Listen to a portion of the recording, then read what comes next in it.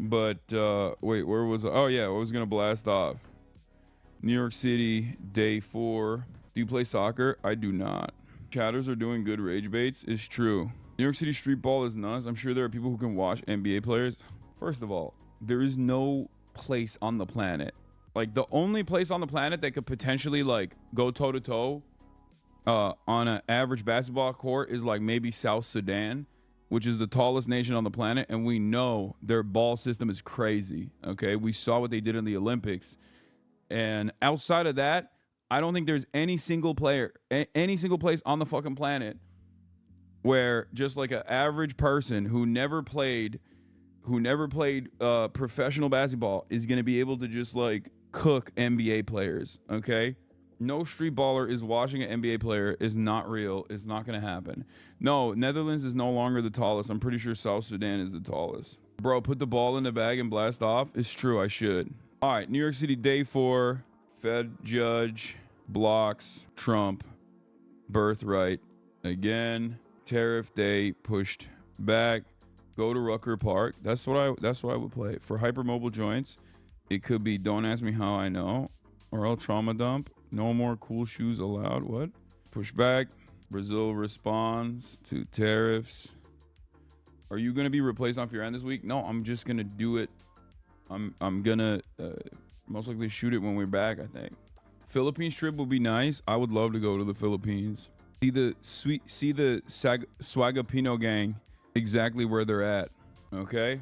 Speaking out on Israel futile. Superman, super woke. Later. Does Frugal have a fucking Twitter? I don't know if he has a Twitter. Let me see. Oh, you know what I could ask? I could ask Throwing Fits to pull up too. Oh, I should text them.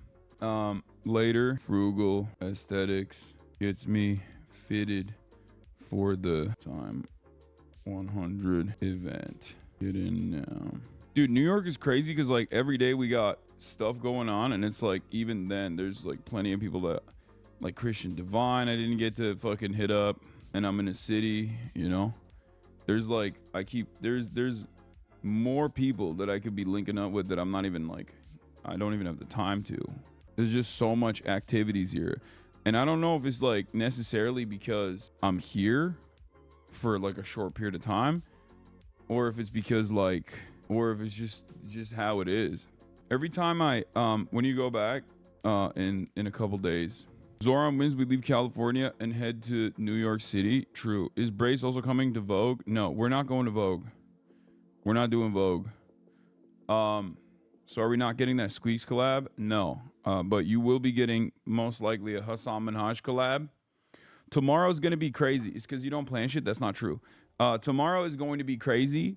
We got Hassan Minhaj and we got Mahmoud Khalil tomorrow, obviously. So that's massive. That's huge. So double Hassan, double the fun, Hassan X2. So that's going to be cool. I'm doing his show, but then afterwards I might have him on for a little bit before I go and go to Mahmoud Khalil. Have you seen Hakeem Jeffries' younger brother who's an anti-capitalist? Oh, you mean Hassan Kwame Jeffries? Yes. Yes, I know Hakeem Jeffries has a brother whose middle name is Kwame. His first name is Hassan. Shouts out to the anti-capitalist Hassans out there. Okay, who endorsed Zoran. You're gonna call Hassan out for taking shots at you? Yes, of course. Can you ask Hassan about Zoran? That's probably what we will be talking about. Anyway, we blasted off already, but what is this? Oh, this is drama again. Ow. Drama. Wine About It episode comes out. Okay, new Wine About It episode comes out. New Wine About It co-host. I just squashed the beef with the last Wine About It co-host. New co-host already also grilling me, it seems. What the hell is this? My ops. I have so many ops, dude. I have so many real ops. These are real ops, okay? Not the fake ones like people who are trying to make drama. This is real. This is real shit. Okay? This is a real battle. Let's see. That you're mine forever. I do want you to quit for your end. I'm gonna be so honest. What? Straight up. That's crazy. That is crazy. I feel like you can do better, and it's here. I know. Well, number one, we have this. This is fine. Yes. But I don't think I need them. I've tried to quit multiple times. I think I can help you quit now. How? I don't know. We could burn his house down. It's kind of like Stockholm syndrome. Now that you're mine forever, I do want you to quit your end. I'm gonna be so honest. Straight up. No. That's ridiculous. Bro.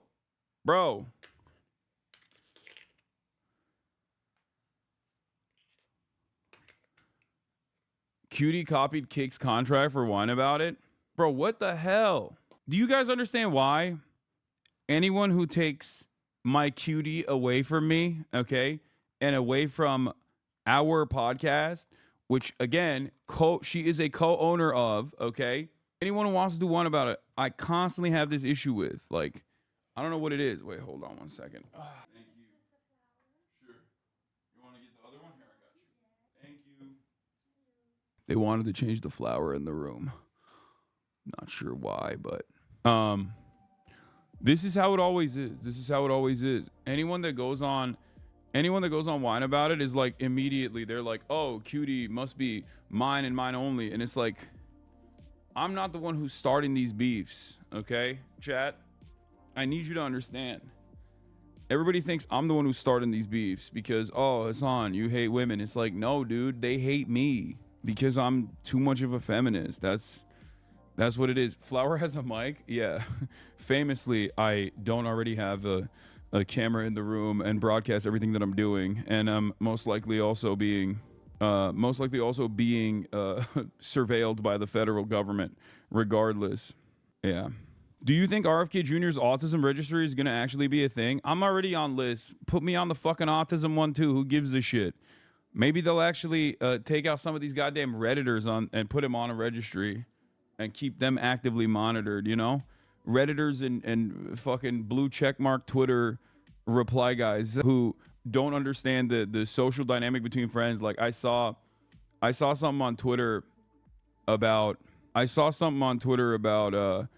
like Stavros roasting me, and people were like, he's never bringing Stavros back. And it's like, bro, that's my friend that I've known for almost half a fucking decade. What are you talking about? Like, this is like people just don't understand how normal human beings in the real world, like we've lost touch with how normal human beings interact with one another when they're friends, like how people do banter with one another. Like, and it's always funny because then like people will be like, they do this every time. Stavros will come on the broadcast and will fucking roast the shit out of me. Okay. And then everyone will be like, oh, he hates him. He is so insecure. He's never going to have him back. He's never going to have him back on. And it's like, but then I have him back on and then they'll say the same thing again. It's so sad. If you can't shit talk each other, you're not friends. I know. It's weird to hear you and Will both say this in less than 24 hours about totally unrelated things, but yet it's the still same human interactions have been grossly derogated. What is that word? What the fuck was that? People are used to seeing you serious. They don't know the funny, joyful side of you. No, I think people just don't understand how, like, I think people don't understand how this stuff works. Denying the Armenian genocide. Yeah, I don't know about this. Oh, yeah. Bro, you know what's also, yeah, I mean, I was flying the plane, so obviously I have, like, first time, not the first time I've flown a plane over New York, but, oh my God, you're wearing a 9/11 shirt. What the fuck? Bro. Yeah, shout out to my guys in Silencio, man, you know what I'm saying? That's crazy. They make conversation pieces. So, there's like... It's okay to say it. People are autistic and don't understand how normal humans interact with each other. No, I know. But it's like, there's like a weaponization of that, which is crazy. There's like a weaponization of neurodivergence. Like, I'm fucking, you know, I'm not exactly the most not autistic person on the planet, if you know what I'm saying, okay? We all got it's a spectrum, okay? We all got our limitations when it comes to social interactions, things like that. And it's funny because, like, it's because, like, there's like the type of autism that you see out in the real world, And maybe some people are not the best at like social function, you know, maybe myself included sometimes. But it's like, but then there's also this separate thing where it's like guys have hyperfixated on like a specific person and have like held them up as like the most evil deity of all time. And then they basically will look at like every minor interaction that he has with like his friends or whatever, and they'll turn around and go, dude, everyone around him hates him. You know? I don't even think it's autism. I think it's like something else. It's beyond, because it's not like, it's just something different. I don't know what it is. Because they like Stavros, but not you, so they had to square that circle. Yeah. Or some of them actually don't like Stavros that much, but they like that he was like shitting on me or something. Anyway, whatever. Who gives a fuck? But that's one of the things that was like fucking so stupid that happens all the goddamn time. But once again, a thing that you could do if you have some kind of a little bit of a touch of the tism is find a hobby that doesn't revolve around like hyperfixating parasocially on a content creator that you fucking despise, and like, I don't know, get involved in like public transit or something. Feel me? That's a thing that I suggest. I always suggest that to people, and people never do it. Will you talk about Brazil's tariffs? Of course. Or Warhammer, you know? Warhammer is good. Warhammer 40K. Get involved in that. Taking piano lessons is pretty rewarding. What's going on with ContraPoints? Yeah, I'm going to briefly touch on that as well. I mean, I said this like a while back where I was like, listen, this is not for like any person. I said this on my Discord a while back where I was like, now that it's becoming more like acceptable and appropriate for a lot of people who are terrified of their quote unquote brand being associated or tarnished in any capacity with like Israel-Palestine stuff, you'll see a lot more people like openly reveal takes, okay, openly say what their points are. And I think, I mean, something I said back then, this was like months ago, was if you come out after like, you know, 20 months of, or 18 months at the time, I think it was, of like genocide to like make a statement, and your statement revolves around like how all of these people that were correct from the start are actually evil and bad or whatever, and that, you know, your feelings really matter in this process. Like if you come out and do any of that like wishy-washy shit, or if you come out and do any of this, like, both sides are kind of bad type bullshit when you're talking about, like, you know, Free Palestine, the genocide that is happening, then, you know, I'm gonna talk about it, okay? And that's basically, it's sad to see, but that's basically what ContraPoints did, like, to a T almost, okay? And I like ContraPoints. I've never had any issues with her. I don't really care about like all the other controversies that she's been in or whatever. You know what I mean? For those of you who don't know, ContraPoints is a bread tuber. She was one of the OG bread tubers. Like, she would make these really long, well thought out YouTube video essays, you know, bisexual lighting, all of that, right? And she had been, I guess, noticeably absent. I don't really run around being like, why is my favorite YouTuber not saying anything about this issue or that issue or whatever? I mean, it is odd when like you're a political content creator, or you have major political opinions be known, and you don't really say anything about like perhaps one of the most impactful global incidents, a genocide that is unfolding in real time. It is odd, but I never was like, why won't you say anything, right? And I guess people were doing that a lot, and so she did. She came out and like released something, not on Twitter, mind you, but instead on Reddit, which is, I guess, like a less hostile space to reveal this kind of thing. There are a multitude of different reasons as to why people don't speak out about the genocide that is unfolding in front of our eyes. For many content creators who like understand the violence that is happening, they might be worried about fucking up the bag, for example. For some others, they're worried about the saying something wrong and then being like ridiculed or bullied or attacked, which is part of the reason why they will just say, oh yeah, Free Palestine, and then they move on, right? Or Like, they rarely ever engage in this kind of stuff because it is supposed to be a third rail. It was considered the third rail of politics by design for a very long time, right? They don't want to get like, they don't want people to go after their advertisers. Why are people so afraid? What do you mean? Look at me. Look at me. Look at me. I've spent most of my professional career combating anti-Semitism and still do to this day. And it's like not even a question. Like, people will just immediately be like, he's an anti-Semite. He's a terrorist. Take his money away. Deplatform him. Don't put him on any fucking news outlets. Like, what the fuck? No one should watch him. Why do people watch him? Like people get really fucking vicious. There are entire networks organized around like doing this kind of like horrible thing, right? They will turn people into pariahs, right? By design. That is the point. That is the purpose, right? You get put on a list and then people will actively come after you to try to like ruin your fucking livelihood. But in any case, that's like part of the reason why a lot of people are afraid of it, because it's like the real type of cancel culture, right? It's not like cancel culture because you like said something that was fucked up when you were like a teenager, and now people are unearthing that and like yelling at you over it, like, but it's gonna go away in like a week. I'm talking like real cancel culture, like you're not allowed to, you get charged with terrorism like Kneecap did, or they won't let you advertise your band in the London metro stations like Kneecap did, or you get put on a list and then you have prominent civil rights groups like the ADL routinely coming after you in mainstream media and just like smearing you because who the fuck's gonna say anything? Who's gonna push back?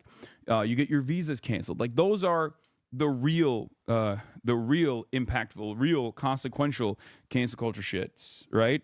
Not like a bunch of people on Twitter yelled at you for whatever you fucking said back in the day. And I think that that's a real reason why a lot of people don't say anything. But Natalie is a smart person, like a much smarter, much better thought out person than these people that I'm talking about. She's not like a random influencer that otherwise does like makeup blogs or whatever. And that's the reason why she's like trying to avoid controversy, because she doesn't want to get her like Lush sponsorship taken away from her. This is a political essayist, right? So I guess, and I didn't like look too deeply into this at all, but I guess like the reason why she didn't say anything about this for a very long time was because, and by her own admission, it was because you won't like what she has to say. She was a PhD candidate in philosophy before YouTube. I know. It was just, I will say this much. As someone who really appreciates ContraPoint's perspective, as someone who has collaborated with her, as someone who's talked to her, someone who's met her, I will say I'm disappointed. Okay? It's I know that everyone will say, I told you so, whatever, but like it still sucks. Okay? It still sucks. And maybe some people will say, what's wrong with her response? She didn't say anything wrong, right? And I think she basically crafted a message as to why she had not spoken about this issue that much, with the exception of the limited times that she said stuff about it, was because she couched it in like a hyper focus of whatever the fucking online left is doing. Okay? How can you be disappointed in her when she did a friendly collab with Hillary Clinton? Yeah, I didn't really care about that too much. Like, I didn't read too much into it. And I know people will say, well, she did a collaboration with Hillary Clinton. I think like that just spells that like someone is interested in pushing their platform further. That's what it could be. You know what I mean? I don't give a shit, you know? I don't think that's like, I don't know the extent of which her collaboration with Hillary Clinton looked like anyway, but BreadTube got a lot of people on the right track in the last 10 years. I understand why people would be disappointed. Can't be bothered with people post-game playcasting. Yeah, no, that's what I mean. Like, I think that she had a lot of impactful videos for a lot of people. Like, I'm not going to undermine that. I'm not going to discount that. It's like literally what I do. You know, I try to convince people not to be their old selves, right? And I think if someone has been impactful in a lot of people's lives in that regard, it just hurts to see. But in any case, I think this is her real opinion. This is just her true opinion, and she tried to couch it in an intellectual way. But I do think that it's a very cowardly way to deal with something that is so awful, so black and white. Not a lot of things are black and white in this world. Genocide is one of those things that's literally black and white. Chattel slavery and genocide, two things that are fucking black and white. Okay. Straight up. So any sort of like, oh, I don't know, what about the other side's opinions? What about the other side's feelings on in the matter? Like, you are trying to intellectualize your biases in the wrong direction on this issue. Okay? That's it. It's a super simple situation. It's a super simple situation. Masquerading this as like a conflict that puts progressive people who care about Palestinian emancipation against Jews is unironically a anti-Semitic thing to do. It's just a straightforward anti-Semitic thing to do, because this is not about Jews versus Palestinians. That's what the media wants you to think. That's what the media wants you to focus on. And I think like it is especially dangerous to make this conflation right now, when the overwhelming majority of Americans and the overwhelming majority of people in the Western world have very clearly recognized the reality that this is an unsustainable and truly immoral situation. So then it's basically like associating ISIS to Islam, but you're doing it in a way where you want to be woke and anti-Islamophobia almost. But yeah, I'll get to it. I'll start off with that, I guess. It's as you guys know, I normally shy away from talking about whatever is percolating in the takeosphere, right?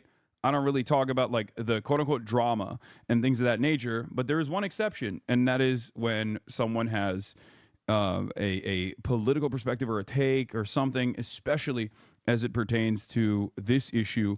That's usually when I explain the shitty drama. It's not like, I don't think this is quote unquote drama is what I'm trying to say. I think this is beyond that. I think this is political discourse. And let me see if I can find it real quick. Let me see. Let me pull up the statement. Yeah. Dick Sertonox posts, YouTuber ContraPoints has posted her full take. And I'm just going to go through this.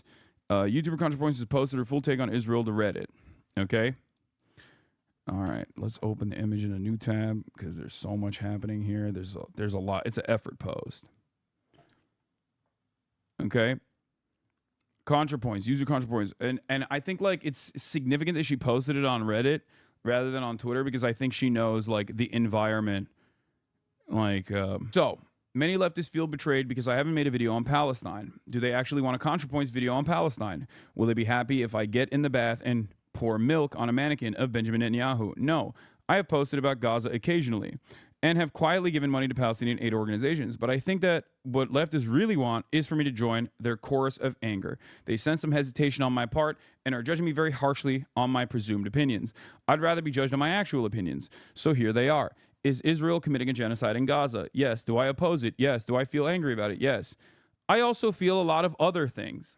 I think if she had basically stopped it here, even here, this is like kind of silly to be like, look, I'm a content creator. I talk about a litany of different issues. I've done all of this stuff. Is Israel doing a genocide in Gaza? Yes. Do I oppose it? Yes. Is Israel an apartheid state? Yes. Free Palestine. Boom. It's over. No controversy. Okay. No issue whatsoever. Like, why is this issue being treated as though it is it's annoying or it's inconveniencing? You know what I mean? Like, why is this, like, would we say this about the Holocaust? I mean, plenty of people, I'm sure, they didn't have the full knowledge of the Holocaust when it was happening, but I'm sure plenty of people, if they did, would have a similar opinion back then, right? But it's just so incredibly disingenuous. I have the other half of her statement as well. Don't worry. I have it all. And what's frustrating about this entire thing, and I mentioned this before, and I repeated myself last night, and I know everyone was like, oh, is this about ContraPoints? It's like, it's not. It's not just about ContraPoints. This is for everyone. This statement is universal. Okay?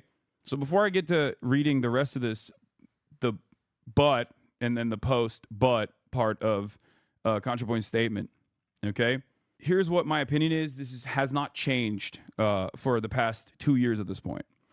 If you are like me, a spoiled child of America, okay? If you live in the heart of empire and your tax dollars are contributing to unlimited bloodshed in the global south, but especially in Palestine right now, especially in Gaza right now, and your focus after 20 months of live streamed holocaust of men, women, and children in Gaza, the complete and utter annihilation, death and destruction in Gaza is still on your personal feelings, how you feel about it, how the personal hysterics that you have developed around this issue because of the takes that you see online. Okay, if you continue to center yourself and you are just like me, a perhaps the most spoiled person on the planet, living in the United States of America automatically qualifies as the most privileged people on the fucking planet.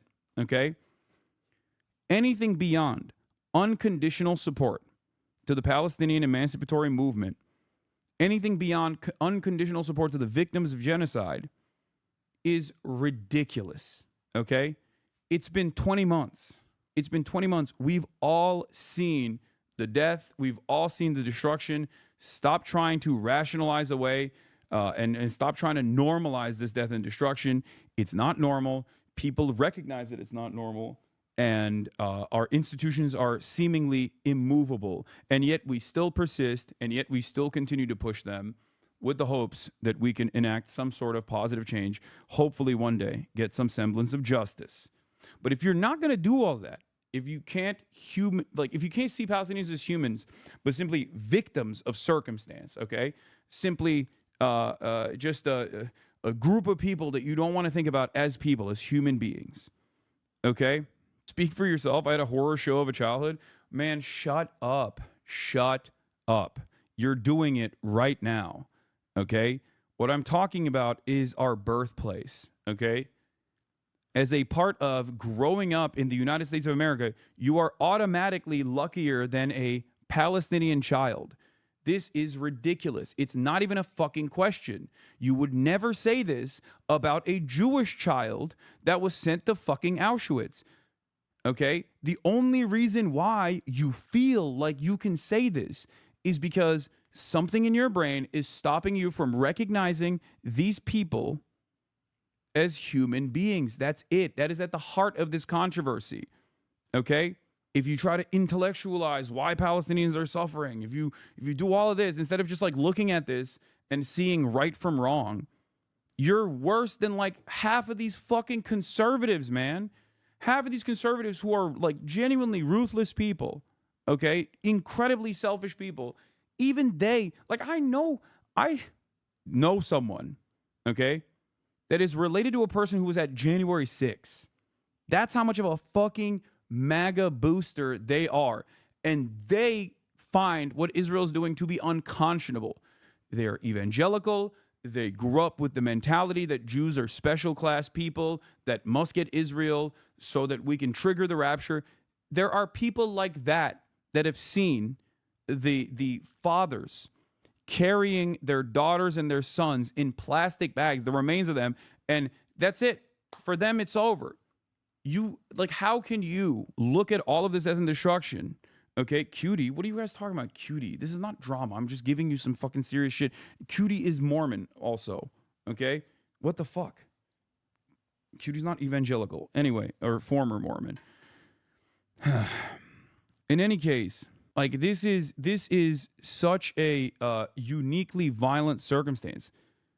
Okay, we've never had an instance where like we have seen the Holocaust unfold in real time. That has never happened. Okay, in the past, we've had glimpses of it. You know what I mean? Illegal incursions, death, destruction, violence, but never to this degree and never in broad daylight in real fucking time. Except the Holocaust? No, the Holocaust is actually exactly the original Holocaust is exactly what I'm talking about. Are you kidding me? There was no internet. And half of the people outside of the German occupied territories were completely oblivious to what was going on in the death camps. Some Jews were suspicious. Some people that were being shipped to the Holocaust, to the concentration camps, were suspicious, and understandably so. They took action. The partisans did, right? But for the most part, people were not this tuned in to everything that was going on until the camps were liberated. Nazi propaganda, just like Israeli propaganda, was fairly strong at the time.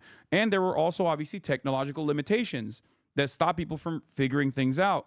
There were surveillance reports that came out. Like, I remember reading something about the British spy agencies initially writing reports on these death camps. And it was so violent. It was so unimaginably violent. People didn't even believe it. Okay? They were like, there's no way that's real. In spite of all of that, the Nazis also made a fake, sanitized version of a camp that they brought the German Red Cross to, which was Nazi-affiliated, and then the International Red Cross Association to. These are all very famous incidents. Theresienstadt. Did I say it right? Probably not. Anyway, I'm moving away from the broader point that I was making, okay? Yes, a lot of these incidents might come across as familiar to you because that's precisely what Israel has been doing. They've been playing the Nazi-style Holocaust playbook in perpetuity, playing itself out every single day. The only unique instance here is that we get to see the people that are victims to it in real time, in broad daylight. We hear their cries. We see them as human beings. There is more information on this stuff than ever before. But in any case, as I was saying, when all of this is unfolding and everyone is aware of it, if you're going to come out and be like, I was quiet for the past 20 months, but, you know, now I have a statement and it's wishy-washy and it's both sides bullshit or fucking focusing on like leftists online, then spare yourself and everyone else the fucking agita and just keep quiet. Just stay quiet. There's no reason to just come out. There's no honor in coming out like this to be like, here's why I didn't say anything. Okay? On the other hand, on the other side of this, if you want to know my opinion on this, and I've said it before, and I've said this about ICE protests as well, anti-ICE protests as well. I said this about people who want to fight back against the Trump administration now. Okay? If you get over yourself and you get over your own like moral hangups or anything like that, and then you support the Palestinian emancipatory movement, and that's it, and you say free Palestine, it don't matter what I said in the past, I'm here, I've learned my lessons, I've changed my mind. Or even if you just say, hey guys, I'm pro-Palestine, I've been pro-Palestine, I just haven't really spoken about it, whatever. It doesn't matter. As soon as you do that, I'm with you. You know, I and many others in this movement will welcome you with open arms. Okay? They'll always do that because we need the numbers. Okay? There is no other way to fight back against this. This is the only way to do it, is to keep up the pressure. And you need more people from every different walk of life, from every different background, regardless of what their other opinions are. If they're united on this issue and they're protesting, then they're good with me. Okay? And I've always maintained this position. But if they cynically say that they're, you know, pro-Palestine, only to just like try to fucking criticize the people who've been there for a very long time, only to go out of your way to just be like, I'm pro-Palestine. Okay, now that I've said it's a genocide, can we really talk about what really matters? My own fucking feelings and how annoying the left is? Like, then you're just saying that as a talking point just so you can do this other shit. It's fucking insane. And everyone can see it. Like, what do you mean? What are you doing? Trying to carve out a little space for yourself and others like you who are, you know, they think it's a genocide, but no one should resist against it. They think it's a genocide, but no one should speak out against it. They think it's a genocide, but no one should protest against it. Like, what kind of fucking position is this? Then you don't think it's a genocide. Because in your framework, you don't believe it. You don't believe yourself. Okay? And the last point that I made was most of the liberal Zionists that were screaming after October 7th, okay, that were demanding unconditional loyalty and support to the apartheid state, they either became psychotic Kahanists, okay, like Meir Kahan, or they became anti-Zionists. Like, there are examples of liberal Zionists that months after October 7th turned into anti-Zionists. Maybe initially they were like very passionate, very upset at Hamas, But since then, they've realized that, yeah, objectively, what Israel is doing is a genocide. This is unconscionable. This is the evolution of Zionism. And they've recognized it on their own, and they've changed their minds.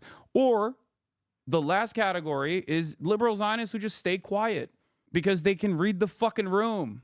There are examples of people that I have admired, okay, that, for example, I have a difference in opinion on with respect to Israel's apartheid, with respect to the genocide that Israel is doing, who can't get themselves to say that this is Israel's problem. They say it's Benjamin Netanyahu's war. They say, Israel is a right-wing place, is a fascist place, but like also simultaneously seemingly make excuses, right? There are old liberal Zionists who I admire. Bernie Sanders is one of them. But Bernie Sanders, regardless of his difference in opinion on this issue, does not make this the singular force of his political convictions. He understands that there are people who are far more radical than he is, far more invested in the emancipation of Palestinians, and he never fucking sits there and goes, fuck you for doing that. Okay? He doesn't do the cynical, this is anti-Semitism, this is like extreme anti-Semitism, I don't agree with this. He doesn't do that. He doesn't get in the way. As a matter of fact, he endorses people that have a more radical position than he does. I don't know what's going on in his mind, but as long as someone, regardless of their difference in opinion on this issue, okay, but as long as someone is not getting in the way of other people who are doing their very best, trying whatever they can, when everything seems so hopeless, in the face of unimaginable cruelty, when someone is doing, when someone who has a disagreement, yeah, Brad Lander is another example, when someone who has a disagreement with all that, who doesn't make that the focal point, the central point of their politics, and doesn't stand in opposition of those who have passed their framework and sees them as allies, then I have respect for them.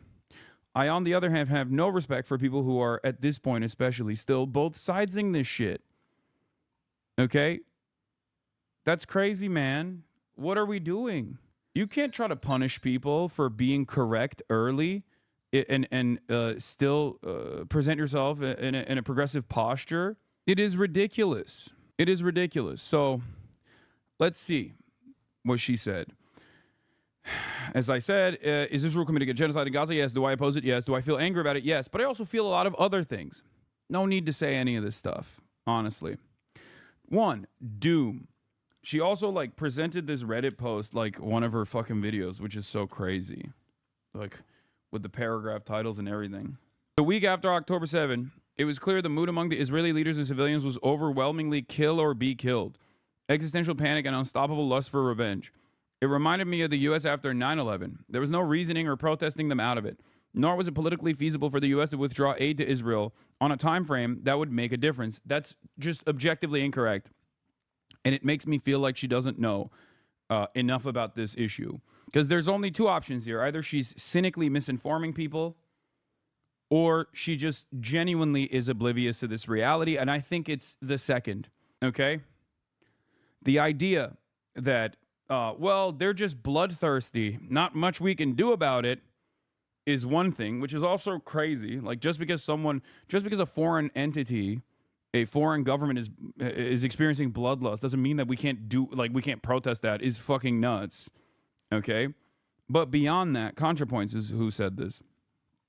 But beyond that, the notion that, like, it was not politically feasible for the U.S. to withdraw aid to Israel on a time frame that would make a difference is wrong. If that was the case, Biden would not have flown to Israel a week after October 7 and did the now known as the bear hug strategy with Benjamin Netanyahu, and then accelerated $14 billion in weapons transfers to Israel with haste. It's just wrong. It is just wrong information. You are incorrect. Okay? You're just wrong about this.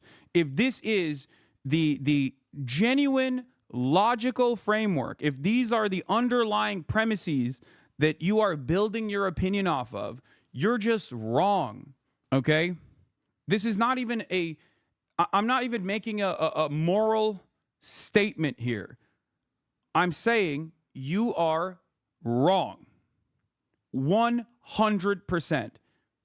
Since October 7, America is responsible for 70% of all munitions that Israel has deployed both on Gaza and all munitions that have been deployed to defend Israel in their defense systems. 70%. The United States of America is the country that keeps Israel as violent as it wants to be. Israel is our attack dog in the region. It is ridiculous. If Israel was not reliant on our endless support, both political cover at the UN and on the international stage, and also, political cover from like sanctions that would broadly be sent to any other country that was doing this level of ethnic cleansing, this much in broad daylight with Western munitions. Okay, we give it political cover, we give it protection, but most importantly, we give it directly the weapons that they use on the Palestinians. If that wasn't the case, Israel would not have a multi-billion-dollar propaganda network that steadily focuses on changing Western societal attitudes towards Israel in a positive way all the time. They would not have this sophisticated web of influence in perpetuity since the inception of the state of Israel. It's fucking ridiculous. Okay? Why are they spending all that money then? For fun? Of course not. They're spending it because they also have to. They recognize that propaganda is an absolute necessity for this continued support. And this continued support is an absolute must for Israel's continuation as a violent apartheid regime, one that is now doing genocide. So that's just objectively wrong. It would have required replacing most of Congress and overturning decades of bipartisan strategy and diplomacy. Bullshit. Even in the best case scenario, it would have taken years, so there was a sense of futility, but worse. 2, misery. The leftist pro-Palestine movement quickly decided that their primary goal was not merely opposition to the genocide, but opposition to Zionism in general. Yes, of course. The leftist anti-fascist movement quickly decided that their primary goal was not merely the opposition to the Wehrmacht, but it was, or opposition to the Holocaust, but it was actually opposition to Nazism in general. That is, opposition to the existence of Germany as an Aryan state. And here they decided to draw the line separating decent people from genocidal fascists, which had the following consequences. It shrunk the coalition. Zionist is a very broad category. Most Jews are Zionists. Anyone who supports a two-state solution is a Zionist. So here it is. Again, wrong. Wrong. This is the Will Stancil tweet from October 8th. The Matt Iglesias tweet and the Will Stancil tweet from like October 8, 2023, saying the left will never survive this.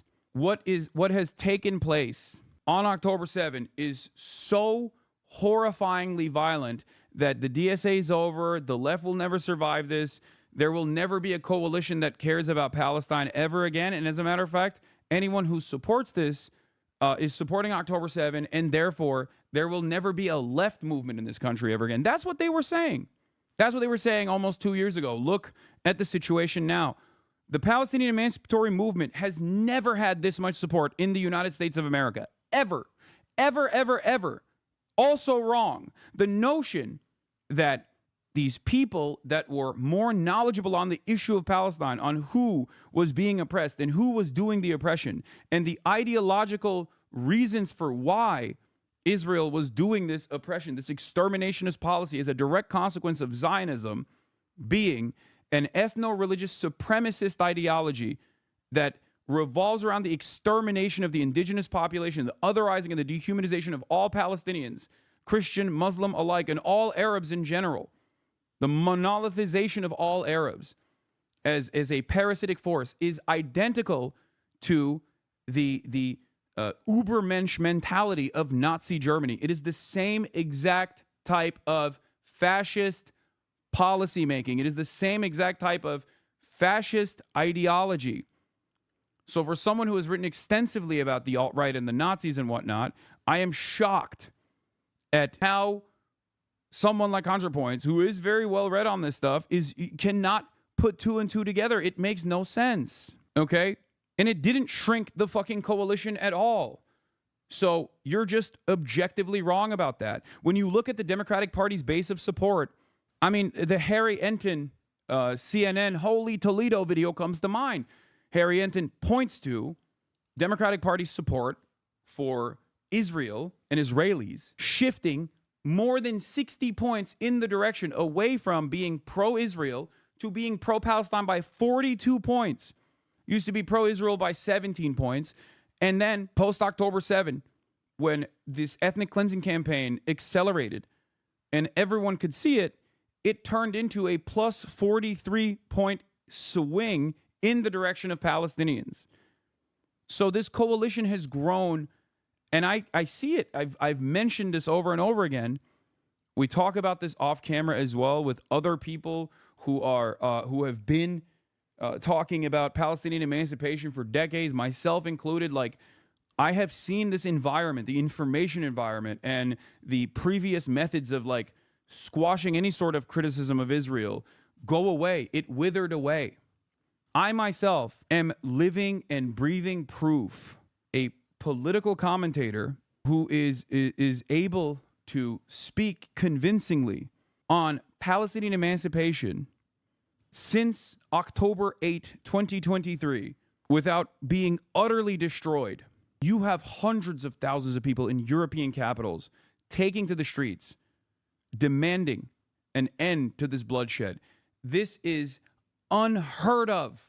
Unheard of. Something that happened quietly over the past 10 years, that the thing you're supposed to say about Israel, Palestine, and progressive circles shifted from a two-state solution message to a binationalism message, which has greatly increased intra-left coalition tension.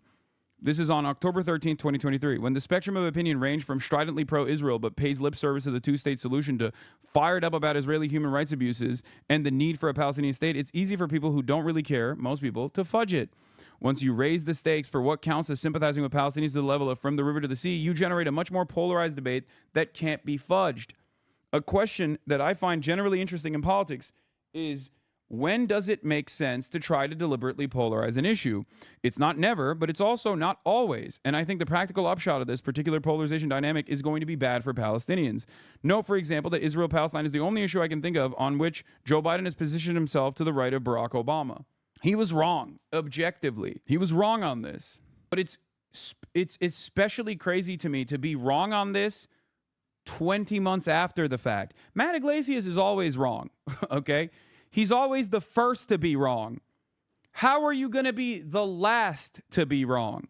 I never thought that there was a position worse than Matt Iglesias is on this issue. Yeah, Matt Iglesias is always wrong. Fork found in the kitchen. So it did not actually shrink the coalition, okay? Zionist is a very broad category, yeah, by design. And there's a lot of lies being told about what Zionism is. Also by design. This is the reason why Zionism is oftentimes in the media covered as like, do you care as a Jew about the state of Israel? But you know what's never talked about? Because I don't know why, well, I do know why we center this conversation around Jews, okay? But there is a far larger force of Zionism around the globe, throughout history, and certainly in the United States of America, that is far more consequential and has outsized control in American politics than Jews and their opinion on Israel. It's evangelical Zionism. Kufi is the largest donation group to the settlement project to Israel in general in this country, Christians United for Israel. It is evangelical Christians that are the fucking force. This is why I have always said that even if every single American Jew tomorrow turned around and said, I'm an anti-Zionist, America's foreign policy and its association with Israel would not change, especially in the short term. Because America's investment in Israel has nothing to do with Jews as a special category or as a special class. It has everything to do with material interest, okay? Now, having said that, has there been a lot of influence peddling in the process over the course of the past 77, 78 years? Of course there has been. Is there an ideological component to the zealotry demonstrated by a lot of Christian Zionists, Jewish Zionists alike? Absolutely. But that's not the driving force of this allegiance. That's not the driving force of this partnership. That's not the reason why, you know, when USS Liberty happens, like the American government's like, oh, don't say anything, you know? That's not the reason why Israel's a special status client state. Okay? It is the fact that Israel is a unsinkable aircraft carrier with its own espionage facilities. It is America's very own special attack dog that it can always control in a resource-rich region. Rich both in oil, but also incredibly important for global trade. Okay? With the Suez Canal. That's it. That's precisely why Joe Biden said in the 90s, if Israel didn't exist, we'd make one. He was right. He was honest about America's framework on this issue. It was politically infeasible. What is the pathway that takes us from a present situation to the dissolution of Israel as a Jewish state? I don't see how this could happen without either a total internal collapse of Israeli society or else, nuclear war. As usual, leftists have championed a doomed cause. And at this point, it's like it turns into just your own personal, incredibly petty, incredibly self-centered attitude about what you think the online left is doing. It turns into just like looking at an issue that is black and white and saying, well, it's the worst crime that you can ever do, genocide, but the leftists are just like being crazy about it. Like, this is just your stupid gripes with leftist people online and what you perceive as like the broader movement, the broader pro-Palestinian movement. Okay?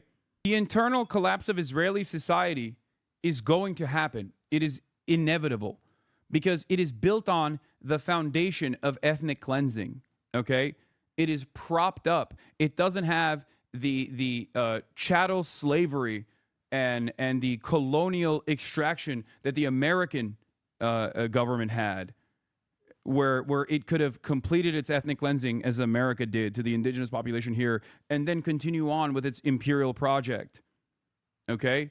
Israel cannot maintain this without unlimited support from the United States of America, whereas the United States of America is capable or was capable of reaching a point of independence so it could continue dominating the fucking world, okay? And I believe that this is precisely the reason why, like, people chirp about this stuff to be like, don't talk about the inconsistencies, don't talk about the inequities, don't talk about the apartheid, don't talk about the dissolution of Zionism or the Zionist state, okay? Growing up, I thought being a Jew is the same thing as being a Christian, just another religion to choose from. I thought some white people are Catholic, some white people are Christian, and some are Jewish. I never thought they were an ethnic group until I found out that they probably wouldn't let me in the clubs. I'm not Jewish. What? What club? Anyway, dangerous ambiguities. The vagueness of Zionism as a political Satan enables all kinds of rhetorical abuses. The dangers of Nazism as a political statement enables all kinds of rhetorical abuses. Okay? It's like, this is an argument that you're launching here is virtually identical to the Boers and their existence in apartheid South Africa, the white South Africans that wanted to maintain an apartheid. Okay? Like, it's ridiculous. It's like saying this about Nazi Germany. The dangers of developing enmity towards the Germans who support the Nazi regime. What the fuck is this? It enables all kinds of rhetorical abuses. On the one hand, right-wing Israelis hold up all anti-Zionist protests as existentially threatening and inherently anti-Semitic. On the other hand, there's a long history of anti-Semites using the term Zionist in deliberately equivocal ways, Zog, etc. Anti-Semites are happy for the opportunity to misappropriate the now popular anti-Zionist label to legitimize their agenda, and many people are not informed enough about anti-Semitism to recognize when this is happening. These problems are mutually reinforcing. You know what's crazy about this? This isn't wrong, okay? But what's wrong about this is to slam this in a conversation where you're supposed to be making this distinction, but from the perspective of someone who is not a Zionist. Okay? People like myself, we do this every fucking day. There are so many much better read, much better activists out there on this issue that make this distinction every fucking day. The difference is, we see Muslims and Palestinians as human beings, and I think if you have this statement, if you can just say, well, these people are being slaughtered, but you don't. You don't see them as human beings. You don't see them as full-blown human beings. Deep down inside, you have to feel like they kind of deserve it, and they should quietly just go away because they're ruining your day by simply existing in the direction of Israeli bombs and not quietly perishing away, but instead speaking out against their demise, okay? Paragraph 3, dread. The online left has spent the last 20 months distributing hundreds of photos and videos of dead Palestinian children. The main effect of this, and this is the worst part about this, by the way, the main effect of this has been to create a population of people in a constant state of blood-boiling rage with no consequential political outlet. I fear this may be worse than useless. Anti-Semitism and anti-Zionism are conceptually not the same, and conflating them is dangerous. But in practice, the way Israel is perceived does seep out into attitudes towards Jews in general. I don't think the Jews who feel isolated and wary of the current atmosphere are simply hysterical or hallucinating. Yes, there's a communal trauma and hypervigilance. Yes, there's disingenuous right-wing ghouls dismissing and censoring all criticism of Israel in the pretext of fighting anti-Semitism. But there's also a valid fear of historical anti-Semitism patterns recurring, and that fear gives power to the right-wing Zionist claim that only Israel can keep Jews safe. Does this mean Israel should not be criticized or sanctioned? Absolutely not. But it's something I don't want to risk contributing to, if not outweighed by tangible benefits, so I approach the issue cautiously. This is the absolute worst possible thing you can say, because it is the most wokeified, most intellectualized version of what Benjamin Netanyahu says when he says, these are telegenically dead children. And you know who's actually distributing the photos of hundreds of dead Palestinian children? Palestinians are. It's not actually the left that's distributing those photos. It's the Palestinians themselves that are speaking out on their own genocide, on their own ethnic cleansing. So to sit there and be like, this is just the woke left being woke by really pushing people to get angry about this documented genocide every single day is a psychotic thing to say. This is the worst thing that she mentions in this entire fucking... It's not only wrong, once again, wrong on the facts. It is not the online left, because the online left is not in Gaza. Palestinians are in Gaza. They are the ones who are showing their own conditions. And to treat this as like a simple nuisance, something that is causing your day to be worse, something that's giving you blood-boiling rage, and then where does that rage go? Against Jews? Like, what kind of fucking statement is this? This is the most politically correct version of saying this is Pallywood that I've ever seen. It is an unimaginably freakish thing to say. Incredibly fucking disappointing. Like, what's the alternative? You see these harrowing images, and you don't look at them and feel some type of way. You don't actually try to get others to also feel angry and resentful towards what Israel is doing, which is genocide, and our contributions to said genocide as Americans. Crazy. A shameful statement. I cannot believe that Natalie typed this out, read it through, made sure there were no grammatical errors, and then thought that this was good to publish. It really truly reveals how little the people in her immediate orbit give a singular shred of a fuck about the lives of Palestinians. Clearly, there was not a single person that could have turned around and said, hey, you know how you said like conflating Israel with Judaism is dangerous? Maybe just hyper-focus on that aspect and talk about the cynical conflation being crafted by both liberal Zionists, and also the Nazis alike. I fear this may be worse than useless. We already talked about this. Yes, there's communal trauma and hypervigilance. Yes, there's disingenuous right-wing ghouls dismissing and censoring all criticism. But it's something I don't want to risk contributing to. It's not outweighed by the tangible benefits. Yeah, I'm not going to contribute to anger and resentment towards the genocidal apartheid state of Israel unless there is an immediate solution. What is this if not cowardice? It also presents the issue as people who are pro-Palestine against Jews, okay? It's the long way to be this smug.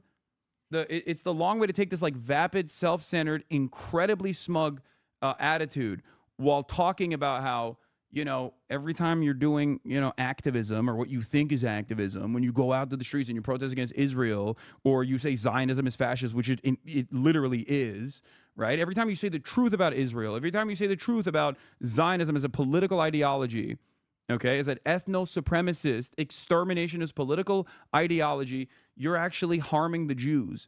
Jews have been around for thousands of years.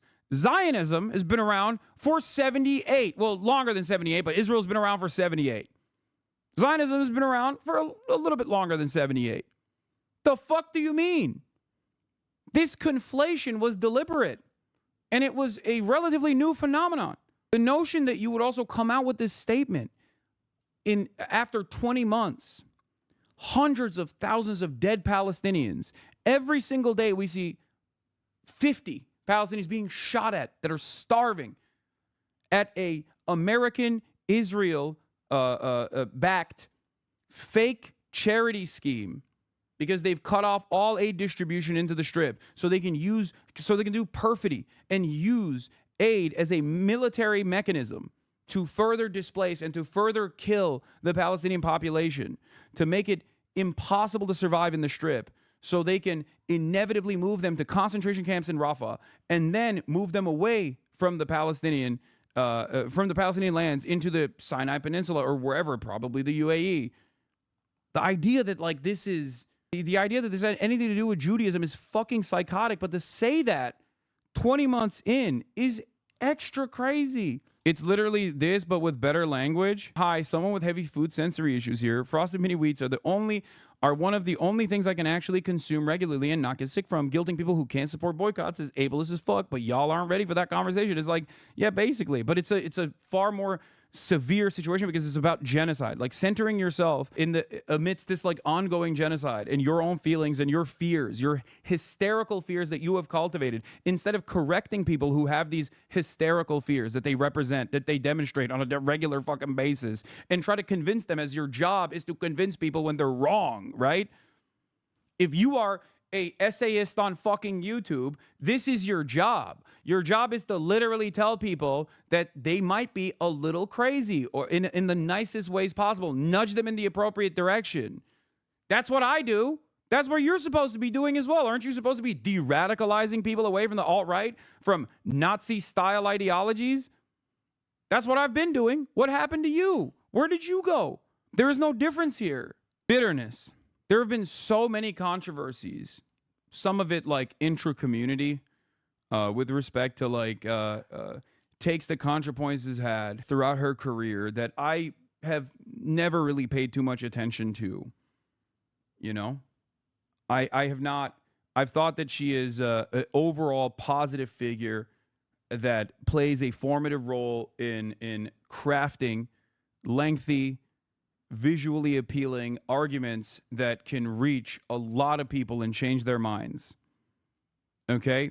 Contra has never de-radicalized an alt-righter. Her messaging has been exclusively for the social media obsessed libs who singularly care about domestic social issues. I don't think that's the case. I think there are probably even people in here who have seen seen trans existence in a totally different light as a consequence of watching her videos. I don't think that's correct. I don't think that's correct. I don't think that's correct at all. I think like she has been able to change people's minds on certain issues. She's played a role in this. Okay? Just as I have, just as other people have. I was transphobic as a trans woman and her viz changed my life. I'm really hurt by how bad she is on this topic. ContraPoints radicalized my ex who liked Ben Shapiro. Yeah, no, I think she has played a decent role in this. Much of the online left spent all of 2024 single-mindedly focused on Palestine and the complicity of the Democratic politicians in sending aid to Israel. This campaign had the following effects. 0 Palestinian lives were saved. Not one fewer bomb or bullet was fired by the IDF. It may have slightly contributed to the re-election of Trump, guaranteeing that the U.S. will put no diplomatic pressure on Netanyahu for at least 4 years and making protests against Israel much riskier and less effective. Trump is also, incidentally, a menace to me and basically everyone I care about. A perfectly enlightened being would feel no bitterness about this, but I do. It's just so... I mean, this is so incredibly fucking self-centered. It's crazy. And not because I'm like centering this around what she's saying, which is trans issues and how much worse they're getting under Donald Trump as opposed to Joe Biden, even though I think plenty of trans people would disagree with that as well, saying that a lot of these anti-trans initiatives kickstarted under Joe Biden and Trump has just simply accelerated it, reaching its logical conclusion. But not only that, but especially on the issue of Israel, this is even more pertinent to the discussion.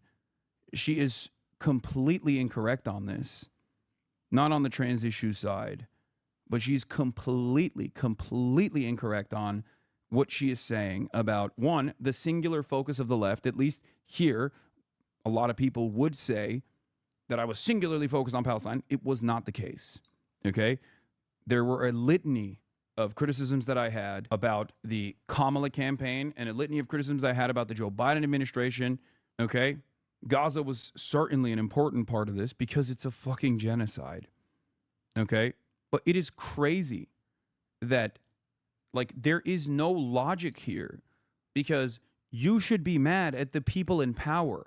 You should be mad at Kamala Harris and Joe Biden for wanting to continue this genocide, even if it was politically infeasible for them to do so, even if continuing this genocide actually played a role in her losing the election to an incompetent fascist piece of shit. The idea that the genocide protesters, the anti-genocide protesters are wrong and not the Democratic Party that looked at a 75-25 issue in that moment that signified perhaps the most significant problem with the Kamala Harris campaign, which was not cutting ties with the Biden administration, not just on Gaza, but on numerous different policies, because Biden was incredibly unpopular, immensely unpopular. He was old. He was decrepit. He was a beacon of a dying empire, a dying party that had fallen out of favor. And Kamala Harris said, I'm not going to do anything different. She could have been a fresh new face, and she did not do that. The real analysis here is not that the people are wrong for seeing these horrifying images every day and responding in the way that every normal human being with a conscience should respond. Okay? The real anger and resentment should be, how the fuck did the Democrats not care about all of this death and destruction and the understandable resentment that was brewing organically in the base? How did they not even cynically, in a cold and calculated, heartless manner, not take advantage? I can't believe I'm using these terms, but like not even take advantage of the ongoing issue and present yourself as anti-war, anti-genocide. Even if you didn't care about the dead, charred children of Palestine, you could have simply used this as an opportunity to cut your ties with the Biden administration that was a dead weight. It was an anchor around your neck. It was criminal negligence. They did not care, okay? They did not care enough. They were too predisposed with trying to win with their own method, with their own strategy, that they refused to see that this issue had changed forever. Sending Bill Clinton to Dearborn to talk about Judea and Samaria. Sending Richie Torres to Dearborn. I had these conversations with people who are connected to the Biden administration. If you recall, I did the Pod Johns. I did Pod Save America before the election and after the election. If you recall, every single thing that I brought up that the Kamala Harris campaign was doing that was wrong before the election became the major focal point of how they lost the election. Running around with Liz Cheney, refusing to let a Palestinian who was in the Democratic Party and is still in the Democratic Party speak at the DNC. Incredible, incredible failures. Failure after failure. Saying you're going to do the most lethal military. Saying you're going to be more militant at the border than the Trump administration actually is. They're not sincere about their interest in destroying all Latinos that live on U.S. soil. It's not like this was impossible to see. There were plenty of dumbasses, myself included, that saw it from a million miles away. So the real resentment should be directed at the people in power that refused to listen, that refused to abide by the principles of the democratic process, where our electeds are supposed to represent our interests. And in a situation where it's 75-25, I mean, what more can you ask for? It was a genocide that started in an election campaign, during an election season, during an election year. Elections are supposed to be a pressure valve for people not to revolt because they feel like they have a say in this process. And the Democratic Party's refusal to hear the cries of its own base of support showed so many Americans that this is not a real democratic process at all, which is the truth. But, you know, people probably care more about inflation and social issues more than foreign policy. That's not true. That is not true. This was a major, major problem. Okay? That's not how campaigns are run. This is not how elections are run. Of course people cared about inflation. Okay?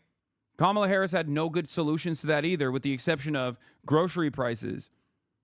Limiting grocery prices. That was her banger fucking campaign policy that she presented, that she packed up very quickly, even though it was her most popular policy. I covered it extensively.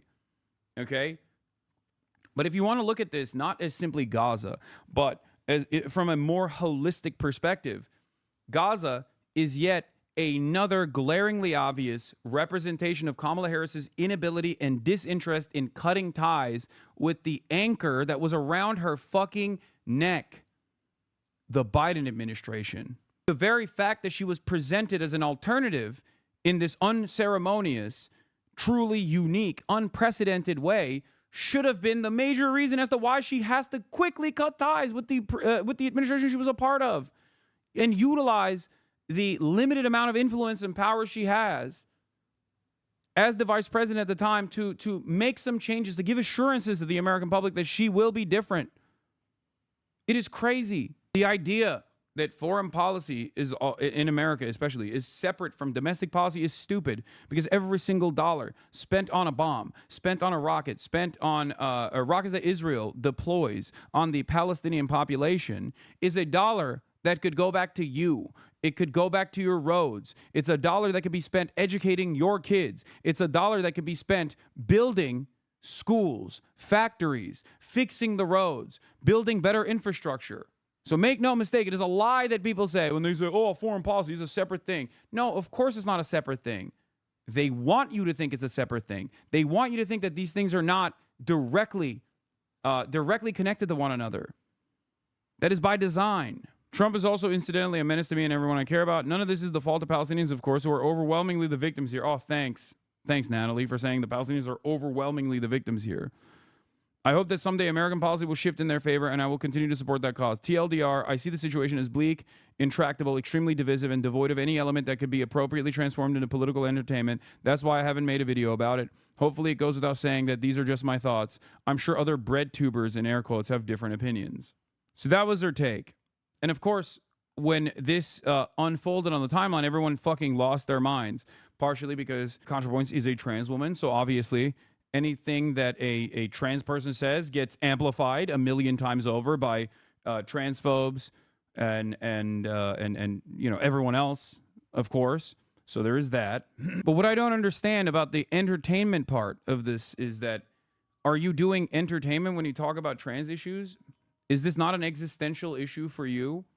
When you make a video trying to convert people, trying to change people's minds about trans existence, is that simply entertainment? I don't think it's entertainment. There is an entertainment component to what I do. I see that. I understand that. But it serves the larger interest that I have in getting people to change their minds. And of course, predictably, Ethan Klein looked at this and went, wow, I couldn't have said this any better myself. This is exactly the war I've been waging. You know, I also think it's a genocide, but everyone should shut the fuck up about it. Yeah, ContraPoints' whole take here is, believe me, in my heart, I oppose this genocide, but actively campaigning against it is unproductive, anti-Semitic, and bad tactics. And also makes me feel bad, and also led to Kamala Harris losing the election. I don't think any reasonable person would tell her you have no right to feel anxiety as a trans woman because the genocide takes precedence. Is putting the genocide as a priority in spite of our specific oppressions. Phil Lawlins, thank you for the 50 gifted subs. Holy shit. What is this? But Trump is literally destroying everything in besties to Bibi. There won't be anything left. I agree with her. It's amazing how everyone can't understand it is in immediate attack mode. Trump is literal Hitler and we can't get made mad, you mean? It's Stasia. I am genuinely shocked at how long you have spent, how much time you have spent in this community, and yet you still cannot get this through your dome, okay? American foreign policy is fucking uniparty. Genocide under Joe Biden started. Prosecutions took place under Joe Biden. Joe Biden's administration literally accelerated the prosecution of people like Mahmoud Khalil, made it an inevitability. Trump came in and seized control over this mechanism of pushback and took it to the next level. The Biden administration set the ground, set the stage for the Trump administration to capitalize on prosecuting unfairly people who are speaking out against this genocide. 3,500 student protesters were arrested under the Biden administration. I got to start just lying to people and being like, 3,500. Did you guys know Donald Trump arrested 3,500 college students for speaking out against Israel? How fucked up is that? So then the liberals go, oh my God, I'm so mad about that, only to then turn around and be like, no, actually, that was Joe Biden that did that.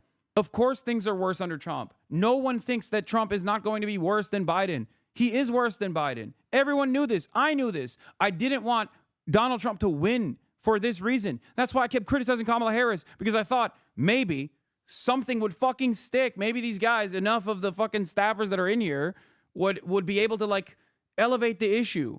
It didn't fucking work. Anyway, there's also so much that is just wrong.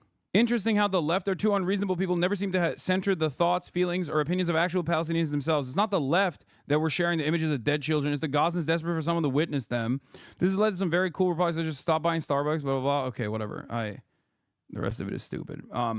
Instead, they just pretended that nobody answered the phone when people mentioned Gaza. Yeah, this is E's whole take. So, yeah, I mean, this is something that people are recognizing at least now. So it seems like a new rhetorical strategy is dropped. Concede that Israel is doing a genocide/war crimes, but then proceed to spend 100 more times and 100 times more space complaining that people opposing it are basically worse because they hurt Jewish feelings/make Democrats look bad. Did you read what she said or just read a little and get into your feelings? If you read what she said and agree with her, you're objectively wrong. And I can only tell you what the truth is, but you will probably never agree with me because part of the problem that you are exhibiting here is fundamentally unsolvable. You have to solve it on your own, okay? And that is that it is not the left that is showing these images of Palestinians being slaughtered. It is Palestinians that are showing these images, okay? It's also not just the online left that has made this their cause. A lot of Americans from every different walk of life recognize the cruelty here. And if you actually ever stepped outside of your own bubble and went to one of these fucking protests, you would realize that. If you ever actually participated in something, if you ever actually stood for something, you would realize that. How is this any different than when a racist person says, "Ugh, you calling me out for my racism is the real problem here, not the very fact that I'm doing something racist." It's the same shit.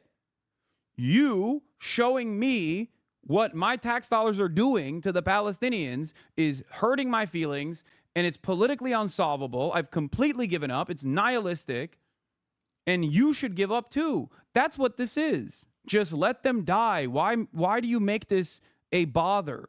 But yeah, of course, podcaster Ethan Klein voices support for ContraPoints on his Instagram story. It is important to remind people that there is space to be anti-genocide, but also against annihilating Israel. Thank you, ContraPoints. It's important to remind people that there is space to be anti-genocide, pro-Palestine, but also against annihilating Israel. It is my belief that any lasting peace must have two elements: Palestinian self-determination and secure borders for Israel. Without both, peace fails. Many leftists would rather focus on purity tests and social credits than having a meaningful and realistic conversation about creating a lasting peace. The reaction to your post will prove my point, unfortunately. This is the other side of the story. Annihilating Israel. Dog, you're a fucking Nazi, okay? When you say annihilating Israel, what you're talking about is the perspective that Israel should have democracy for everyone. Israel should not do an ethnic cleansing, and Israel should allow the Palestinians, who literally it occupies every fucking facet of existence of, breathing room, okay? Meaningful existence. Treat them like fucking human beings instead of a parasitic force that must be excised. That is unacceptable. Why? Because you're a Zionist. And you have the exact same hysterical fear that is rooted within Islamophobia and ethno-religious supremacist attitudes. Palestinians and Jews can never get along. Palestinian Muslims, Palestinian Christians, and Jews can never live in the same place. That is exactly what people said in apartheid South Africa. Black people and white people can't live side by side. That's exactly what people said in segregationist South, in the Jim Crow South. That's what they said against the abolition of slavery. Anti-Semitism being a real bigotry does not change this dynamic. This is why people say you are a Zionist. Simply claiming that you're anti-genocide, but then spending every fucking waking moment talking about how, well, sorry, you know, these Muslims and these Christian Palestinians, these Muslim Palestinians, and these Jews, they can't live together because that would annihilate all the Jews. That'd be a Holocaust. That's insane. That's exactly what fucking segregationists in the Jim Crow South said. That's exactly what David Duke says, okay, about black people, about Jews. It's fucking insane. Oh, we just want secure borders. Like how? You're using the same terminology that Trump uses when he's talking about Mexicans invading the country. How does that not read for anyone else? Because there are a lot of liberals out there who are just like completely rudderless and have no capacity to analyze the situation, have no way of understanding that like they are unironically defending the exact same types of bigotry that they despise when Trump does it to their friends and their neighbors. But when it comes down to Israel, when it comes down to like anti-Semitism, I think like that is brick their brain a little bit. So they don't see it in the same exact vein. Oh, it's different? Why is it different? Why can't Muslims, Christians of Palestinian background live alongside Jews in a singular, solitary, secular state? Why does this have to be an ethno-state? I need you guys to understand, this is why I think history is very important to learn so we do not repeat the lessons, okay? Every single historic fascist movement has always packaged its ideology with reason, okay? The Nazis didn't say we have to kill the Jews because we're evil and these guys aren't actually doing anything, but we love killing them because we're evil and we just like want to kill Jews. They didn't say that. They created a logical reason. They created first the Jewish question, the dehumanization of Jews, the claims that Jews are a parasitic force that is both powerful and weak at the same time, the idea that Jews are taking down the German state by engaging in degeneracy in the halls of academia, controlling the money supply, all of this stuff. And then after decades of dehumanization that also even predated Germany itself, of centuries of dehumanization and anti-Semitism, they were able to captivate enough people. They were able to basically take advantage of that pre-existing historic anti-Semitism. That is precisely what you're advancing when you talk about Palestinians in this way. Okay? First, you present an issue with the conclusion of the argument in mind. Okay? You create a fake issue. You say Jews are ruining society. Okay, the economic volatility that you're experiencing, it's because of the Jews. Then you keep just saying Jews are responsible for everything, okay? All of the wrong, everything that you're experiencing. And then you have to solve this problem, right? But the problem never existed. First, you create the Jewish question, then you have to have a solution for the Jewish question that you created. And that solution is the Holocaust. And that is precisely what Israel has done to the Palestinians. First, you create a question, Palestinians, the Palestinian question, and then you have to find a solution to the problem of Palestinian existence. In America, there's a different version of this, obviously. Immigrants, non-white immigrants specifically. Create hysteria around it. Keep hammering the point that they're violent criminals. Keep saying that they're animals. Keep saying that they're ruining society. As material conditions worsen, there are more and more people that are angry, resentful, frustrated, looking for an alternative, looking for a reason as to why they feel this anger. And one side doesn't actually respond to any of those frustrations, those economic anxieties, the Democrats, of course. And then the other side turns around and says, you're feeling all that anger and resentment, and that's good. It's because immigrants have taken your social safety nets. And then people lean on that. Now you have successfully created an environment where there is an immigrant question or a Jewish question or a Palestinian question. Now you're looking for a solution. But the problem never existed to begin with. It was not a real problem to begin with. The reason why I'm bringing this up is because a lot of people that look to these historic incidents, these historic events, mass cruelty, systematized death and destruction like the Holocaust, and think, oh, well, it's different now. It's not different. The methods are the same. The fake hysteria is the same. The dehumanization is exactly the same. you cannot comprehend because you have been swept away with this propaganda. That's it. In a way, Ethan Klein and anyone else that has this kind of opinion is unironically in the same boat as the average baker in Nazi Germany that was like, I don't know what's going on in there. They put a lot of Jews in there. I don't know what's happening. It smells weird. There's ash everywhere. But I'm just going to keep baking. I don't really like what they're doing to the Jews, but I'm just, at the same time, I am really worried. I am really worried about what the Jews could potentially do to me if they were to live side by side with me. That's it. Just so chat knows, this is literally like saying I'm a liberal Jim Crow supporter. Of course, I abhor lynchings, but what neighborhoods must maintain secure borders and radical civil rights terrorists will call me racist for saying this. Yep, that's it. It's so crazy. That's why liberals absolutely despise Zora, who uses liberal terminology and like the supposed values that liberals claim to care about, claim to defend when discussing this issue. When he says, look, instead of going down this rabbit hole of like, talking about how do states have a right to exist, they don't have a right to exist, blah, blah, blah, blah, blah, that can like muddy the waters. He says, no, Israel's a right to exist. It just has to exist as a equal state with equal rights and representation for all. Obviously, I don't have to engage in this like short, quippy political answer so I can dig deep and explain to you the real reasons why this like dynamic that persists, this question is a cynical one that is framed in a way to make the other side, the correct side, the moral side, look scary to onlookers. What is this? ContraPoints during the Holocaust. Yes, it's a genocide, but sharing photos of dead bodies only leads to the left to bloodthirsty anti-German rage. The left made Nazis their boogeyman when the majority of Germans are Nazis. Do you want a total collapse of German society? Yeah. And the answer is this. The answer is simple to like people that say, oh, you want to annihilate Israel. It's like, no, dude, Israel is annihilating itself because of their desperation to annihilate Palestinian existence. Okay? I always go back to the 2017-2018 Supreme Court protest that Israeli society broadly engaged in. A lot of liberal Zionists were like, how did we get here? How did this country become so right-wing? I don't understand. We're the most moral nation. We're the gay Mecca in the Middle East. Like, what the fuck? Even though Lebanon is right there, right? It's because the entire society is designed around exterminating Palestinians. And of course, if you don't address that inherent contradiction, then eventually more and more right-wing figures are going to seize control over the state. And it's going to come for you as well. It's going to come for you because you're gay. It's going to come for you because you're doing something that these vicious, rabid, ultra-right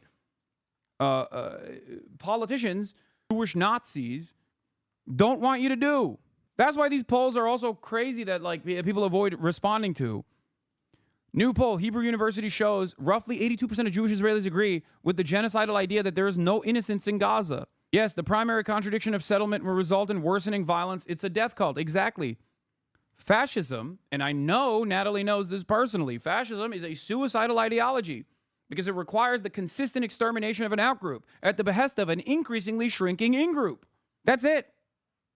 So we're watching historic events that Nazi Germany went through play itself out in a much shorter time span, in real time, in broad daylight, and yet people still are confused by it.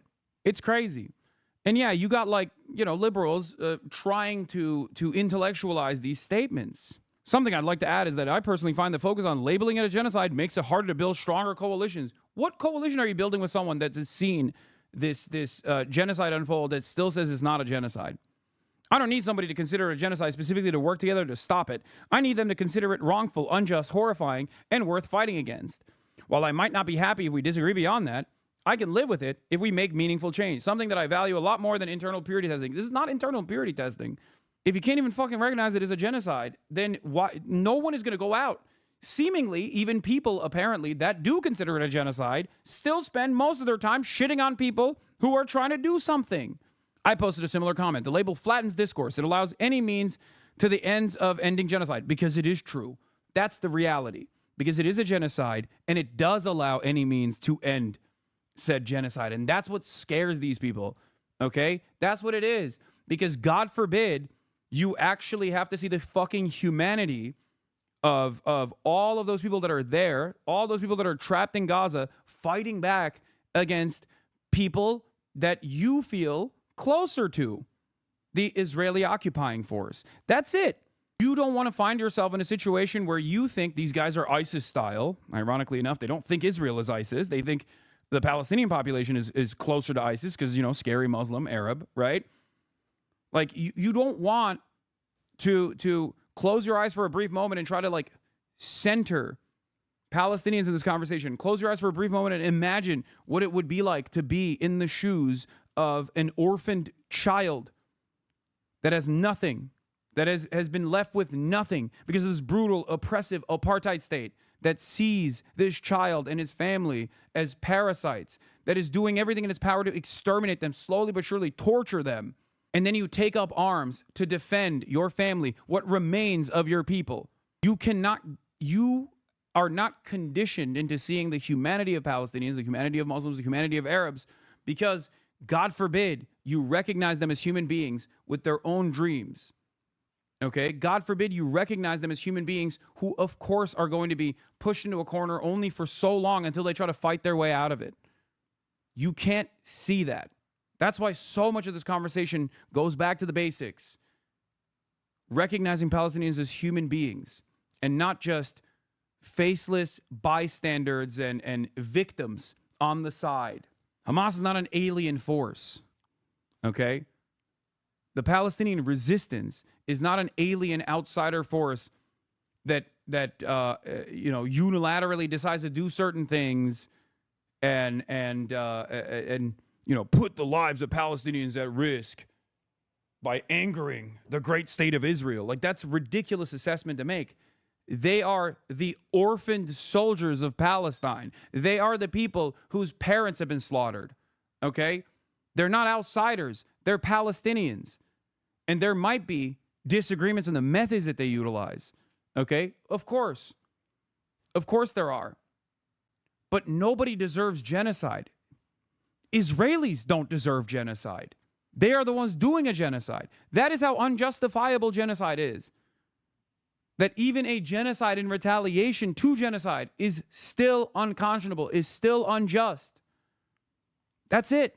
It should stop you from saying the truth and calling it a genocide, but I'll gladly take the help of those who won't commit. Senators like Bernie and Van Hollen who promote arms embargo, liberal Zionists like J Street or Lander, they can still be short-term allies and end the slaughter. I don't care what they think as long as they're doing the right thing. Oh, for sure. For sure. Having said that, however, and I have said this over and over again, what you're describing here, these people are having a conversation with, like, normal individuals who are never going to be invested in, like, going to a fucking protest. Because the very fact that they are fantasizing about, like, not being able to build a coalition around the term genocide in and of itself is a clear-cut indication that they've never been to a fucking protest to begin with. Hot take, everybody's in the wrong? No, that's not, this is a stupid take. It's not a hot take. It's just a dumb take. The label doesn't change what's happening. It doesn't change how we should seek the end of conflict diplomacy. The only people who benefit are the extremists whose power grows from radicalization, like the extremists. What is this? ContraPoints is wrong on point 3. Coverage of Israel's genocide clearly moved the American public opinion. See Gallup polls. ContraPoints is right that building pro-Palestine opinion hasn't changed policy. There's no other route. We need to remove Zionist Dems and elect leftists. Yeah, I mean, socialism done left is like flanking ContraPoints here.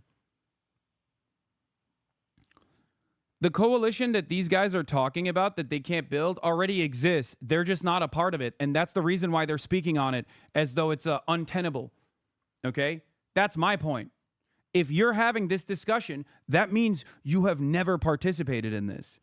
Do you think every single person in this chat agrees with me 100%? Do you think every single person, when I go to the fucking march in DC and I speak at the pro-Palestinian rally, do you think every single person at that rally, the tens of thousands of people that are there, all agree with me 100%? No, of course not. It's not about that. It's never been about that. You would already know that if you actually participated in any kind of meaningful action. That's it.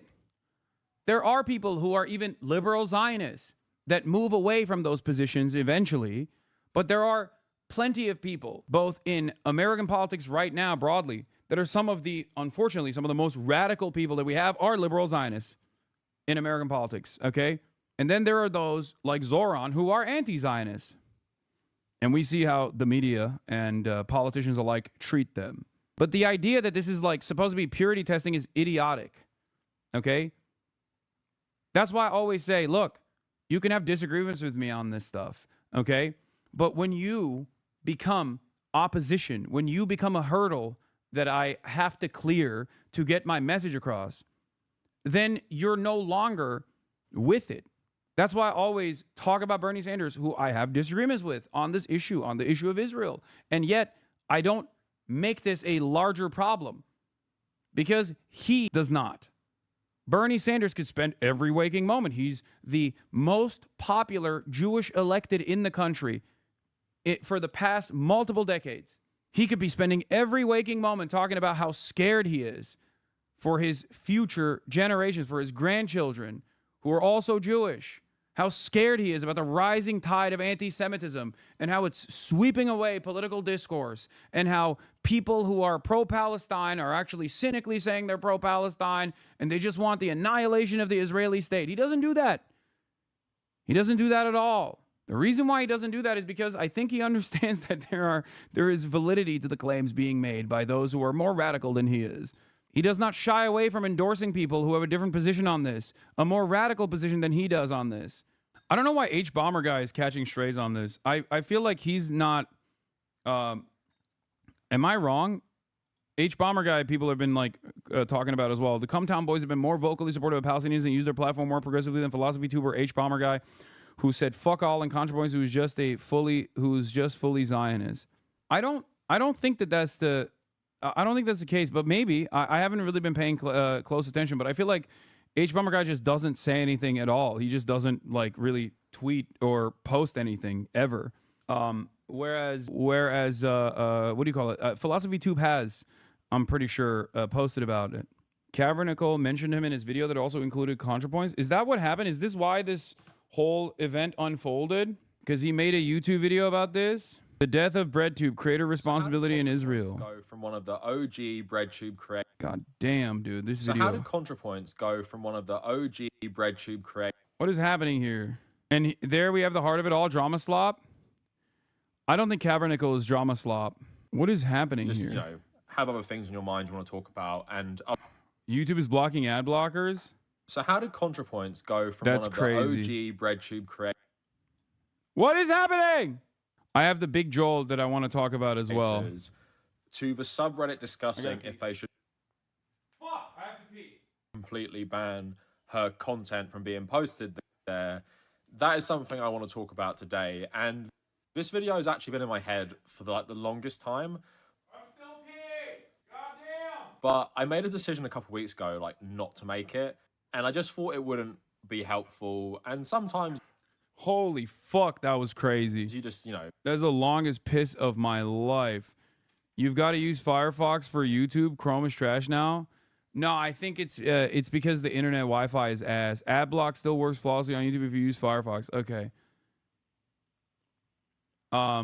Get braver, Vivaldi. I'm not gonna do any of those things. We can hear you pissing, by the way. Wait, really? I was yelling from the bathroom. That was the longest piss of my life, dude. That was crazy. He criticized their silence on the matter, but he also recognized that they shouldn't feel compelled to do so. More like he feels they should have said something a long time ago, but not now after months of being harassed by their followers. He was disappointed, but not surprised. Sounds like you were frying chicken. I was moaning. I was moaning and frying chicken at the same time. Oh, also, my goat, Big Joel, had this to say as well. Which, by the way, Big Joel is a great example of a content creator who also rarely posts, like doesn't post that frequently, but as a hold on. Oh shit. Wait for him. Big Joel is the goat on this. I mean, he's been super fucking vocal about this stuff. I mean, he's Jewish, and he has never shied away from letting his opinion be known. He's the man. I have a lot of respect for him. Also, wait, hold on. We got people in the building. have other things in your mind you want to talk about, and other things were in my head, like how the UK is going full fascist because of its war on free speech to protect Israel, things like that. But I've come back to it because I saw that ContraPoints was beef. What is this fucking video, dude? Why is the video just not playing? Like, I thought it would have buffered at this point to give me like at least a little bit of fucking at least give me like a little bit of fucking range, you know? A little bit of check task manager, change the quality to 1080p. It's on auto at fucking 480p right now, and it's still not loading. Taylor Lorenz on Twitter, and it was I think about it's got to be anti-Semitism. And this is something that seems to be only discussed right now by people who don't really talk much about Gaza and also exist in leftist video essay circles. Now, I've actually called out people before, not by name, but there seems to be some sort of correlation between leftists who are on Nebula and leftists who have chosen to talk about leftist anti-Semitism while Israel are doing the worst crime against humanity of this century and one of the worst crimes in the post-war era. I just find it really interesting that that is the case. But this video isn't me trying to pressure anyone to talk about Gaza, because to me right now, if you haven't spoke about it, I don't give a shit if you speak about it. You've clearly made a choice not to talk about it. So I'm not pressuring anyone. I don't want anyone to go to other creators' comment section and say, why haven't you spoken about Gaza? Why haven't you done this? Why haven't you done that? It doesn't matter. By October, it would have been 2 years, and they've had absolutely loads of time to do it. This video isn't some sort of pressure campaign against very prominent creators to do it. Yeah, I think at this point, the pragmatic thing is to just not get in the way of people who speak out on this stuff. So I think ContraPoint saying that, doing this was like ridiculous, and it's going to breed enmity towards her. It's going to breed animosity. I mean, it's so crazy. Like, you've already been so quiet, noticeably absent from this conversation. I don't know why you thought that you would be able to like logically arrive at this like middle of the road position where you're like, well, here's why I was silent about it, because it's utterly unproductive and you guys caused Donald Trump to win. Like, that is going to shift attention away back to you in a very negative fashion. Okay? It's so silly. Yeah, I mean, this was the initial thing that she tweeted. Killing 60,000 people is probably the worst atrocity of the last 2 years, but in the scope of modern history, it's unfortunately far from unique. It's obvious Hillary Clinton made the call. Yeah, dude, Hillary Clinton made the boss call to fucking a bread tuber that makes one video a year. I mean, come on, dude. ContraPoints recently made a statement on Palestine, and I did find this point the most interesting. That was really the only outcome of the outrage over Palestine over the last few years. Nothing plus slightly hurting Kamala's chances. Americans have profoundly changed their perspective on Israel. The average Democrat is more inclined towards Palestine than Israel now. Is that nothing? Is our relationship with our greatest ally going to disappear in a day? It just seems like she's applying an overly narrow measure of success. I guess I just don't understand what activism even exists to do, or more broadly, what human anger at injustice exists to do under such a cynical account of things. I truly don't have an axe to grind with Natalie. I just keep thinking like Zohran Mamdani's the front runner to be mayor of New York. Says he'd arrest Netanyahu. Was his a victory of the online left? At least kind of, right? More relevant there than with Kamala, at least. I don't know why I turned into Big Joel's voice as well. I tuned Big Joel's voice when I was reading this. I think being mad is completely understandable in this process, but you should be mad at the right people. You should be mad at those who actually were responsible for Kamala Harris's electoral defeat. And that's not the pro-Palestine protesters. It's Kamala Harris herself that refused to say something different than Joe Biden on this issue, when it wasn't just the people that were fucking going out and protesting. It was literally so many Americans that also were looking for something different from Kamala Harris. They were demanding something different.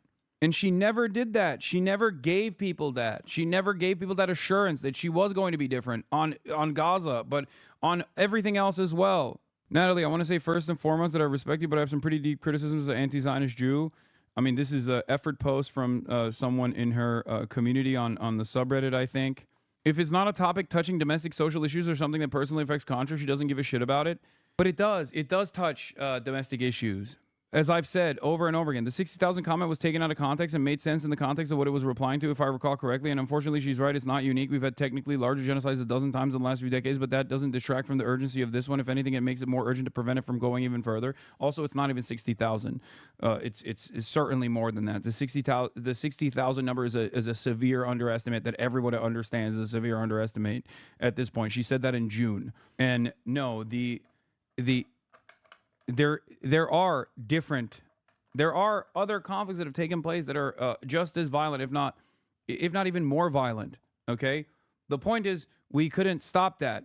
It's like saying, well, the indigenous genocide happened and we let that happen. It's like, well, we didn't. You know what I mean? When people talk about other atrocities, it feels, or it's not even it feels. When you talk about other atrocities that have taken place historically or even in contemporary society, what you're basically saying is, well, I don't give a shit about any of that, and I would have fucking stood in opposition to those who wanted to put an end to it back then, and I'm doing it now. That's it. That's it. Is it anti-Semitic, or am I wrong to believe that the only people who can apply effective pressure are Jews who don't live in Israel? No. No, not even. It wouldn't hurt if anti-Zionist Jews were even more vocal, or if more prominent Jews were anti-Zionist openly. But there are plenty of prominent anti-Zionist Jews right now. You know, they are some of the leaders in this movement. Okay, but no, this relationship is not built around Jews with money or Jews in powerful positions that are just like holding it together. That's not the case. Did none of you listen to the rest of my comment? Or literally said other genocide being larger doesn't make this one less urgent. It makes it more urgent because we don't want this to get as large as others have been. Yes, but also we have a direct involvement. Like, there is no other country that we have such a direct involvement with. Okay? Sudan. People talk about Sudan. I've talked about Sudan as well. The Rapid Support Forces are backed by the UAE. Okay? Who gives them the weapons and money and training and logistics? The RSF is doing ethnic cleansing in Sudan. Okay? It's the UAE. Who gives the UAE backing? We do. But that is one step removed. Okay? It is an indirect way of contributing to this ethnic cleansing campaign. Israel is direct. Israel is basically, or the genocide in Yemen. Saudi and the UAE, of course, again, where are proxies there? They were the reasons. They were the responsible parties. Okay, they took an ongoing civil war and turned it into a machine of death and destruction. We gave them the laser-guided munitions packages. We gave them the munitions in general to deploy it on top of Yemen, on the civilian population, on the children that they killed. But it is not the same as Israel. And the reason why it's not the same as Israel is because Israel is directly involved in the domestic affairs of the United States of America in a much more meaningful capacity than Saudi Arabia ever could be. And the same goes for the UAE, okay? This is the reason why people hyper-focus on it. Not because it's, Jews and it's the Jewish state or something like that. I'm sure there are plenty of people who do feel that way because they're, maybe a little anti-Semitic or very anti-Semitic, okay? But the direct involvement that we have and the complicity that we have in the genocide in Gaza is incomprehensible. It's not comparable to the Saudi Arabian activities in the region or the UAE activities in the region. Okay? People, at least up until now, have not been threatened with deportation for speaking out against, like, Saudi Arabia or demanding an arms embargo to Saudi Arabia when they were doing a fucking genocide in Yemen. People don't get fucking fired from their job. You could say Saudi Arabia did 9/11. You're not getting fucking fired from your job for saying that. Okay? But you say Israel's doing a genocide, you're going to get fired. Well, at least in the past. And even to this day, there's still a tremendous amount of social pressure. It's in the legislation. What is this? Thinking about this again, we will never be fully human beings. Oh, every day I become more and more third worldist. We will never be fully human beings. So these people are just objects, cudgels, and lenses through which to view myopic Western discourses. Thinking about this again. Interesting perspective here from a member of the Houthi movement's political bureau in Yemen, one who previously spoken highly of Lenin and the October Revolution. the English philosopher John Locke, and the French philosopher Voltaire. The most important philosophers of liberal freedom were slave traders who contributed to companies that traded African slaves. The English philosopher John Stuart Mill, one of the most important pioneers of liberal philosophy, was an employee in the East India Company, which was concerned with administrating the British colonies in India. The German philosopher Hegel, who is described as the last of the encyclopedic philosophers, and who believed that history is the awareness of freedom, used to say that the inevitable fate of the Asian empires was to submit to the Europeans, and that China would one day be forced to surrender to this fate. Even an original writer and philosopher like Marx, who devoted his writings to opposing and dissecting capitalist exploitation, used to justify Western imperialist colonization of the East on the pretext of the shortcomings of the Eastern peoples, and that they could not represent themselves, and that someone else must represent them. This is the heritage that continues to guide the Western mind in its dealings with the issues of the East in general, and the Islamic East in particular. Yeah, I mean, Karl Marx is, he had a lot of kooky ideas initially, all right? He evolved from them. This kind of invisible bias is baked into the collective consciousness of those, of the wokest thinkers in the Western world, okay? This doesn't mean that their writing is inconsequential or you should cast it aside. I'm not saying that at all. But you should be reminded of these biases when you see someone who does actually benefit from the bounties of empire and recognizes that benefit and seeks to continue that uneven extraction and exploitation, hyper-exploitation, super profits from the global south. That's just it. Some people recognize this standard. They recognize that they benefit from it tremendously, and they want it to continue. Okay? But I can't believe I spent so much time on this. Yeah, there's a fire department outside and cops. This is New York City, baby. Contra Boys put out a video on her pre-Contra Boys channel she calls Islam Reformer Get Out. Yeah, I know. She had Islamophobic opinions. And maybe she hasn't shed away a lot of that, okay? I don't care, especially because I think this was a pre-gender confirmation. I'm not like, I'm not going to like dead name and show someone like that when they were being Islamophobic. It's like ridiculous. I think what her current position on the matter speaks. I think you're having a harder time coming to terms with who Contra is than most of the chat. I expect we'll see in 6 weeks total silence from her or a revelation of her actual non-reserved opinions that are going to be a lot more unhinged. Yeah, I think so too. I mean, what she did here is it basically explains her worldview fairly well, I think. It's not in any way, shape, or form all that different from the way that Ethan has evolved, or I guess rather devolved. What do you think of people saying the new Superman is anti-Israel? I've heard that from before the movie came out. I had some journalists that I was talking to that actually watched it, pre-screened it, and they were saying that it's going to be shockingly anti-Israel. Well, you both sides have a lot going on. What do you mean? Liberals will contort themselves into seeing this as a moral trade instead of a line that should never be crossed. They've given up on justice and resolution. They have no faith in a better society. That's true. Have you gone over this yet? I know a good portion of the community is fairly hurt. What?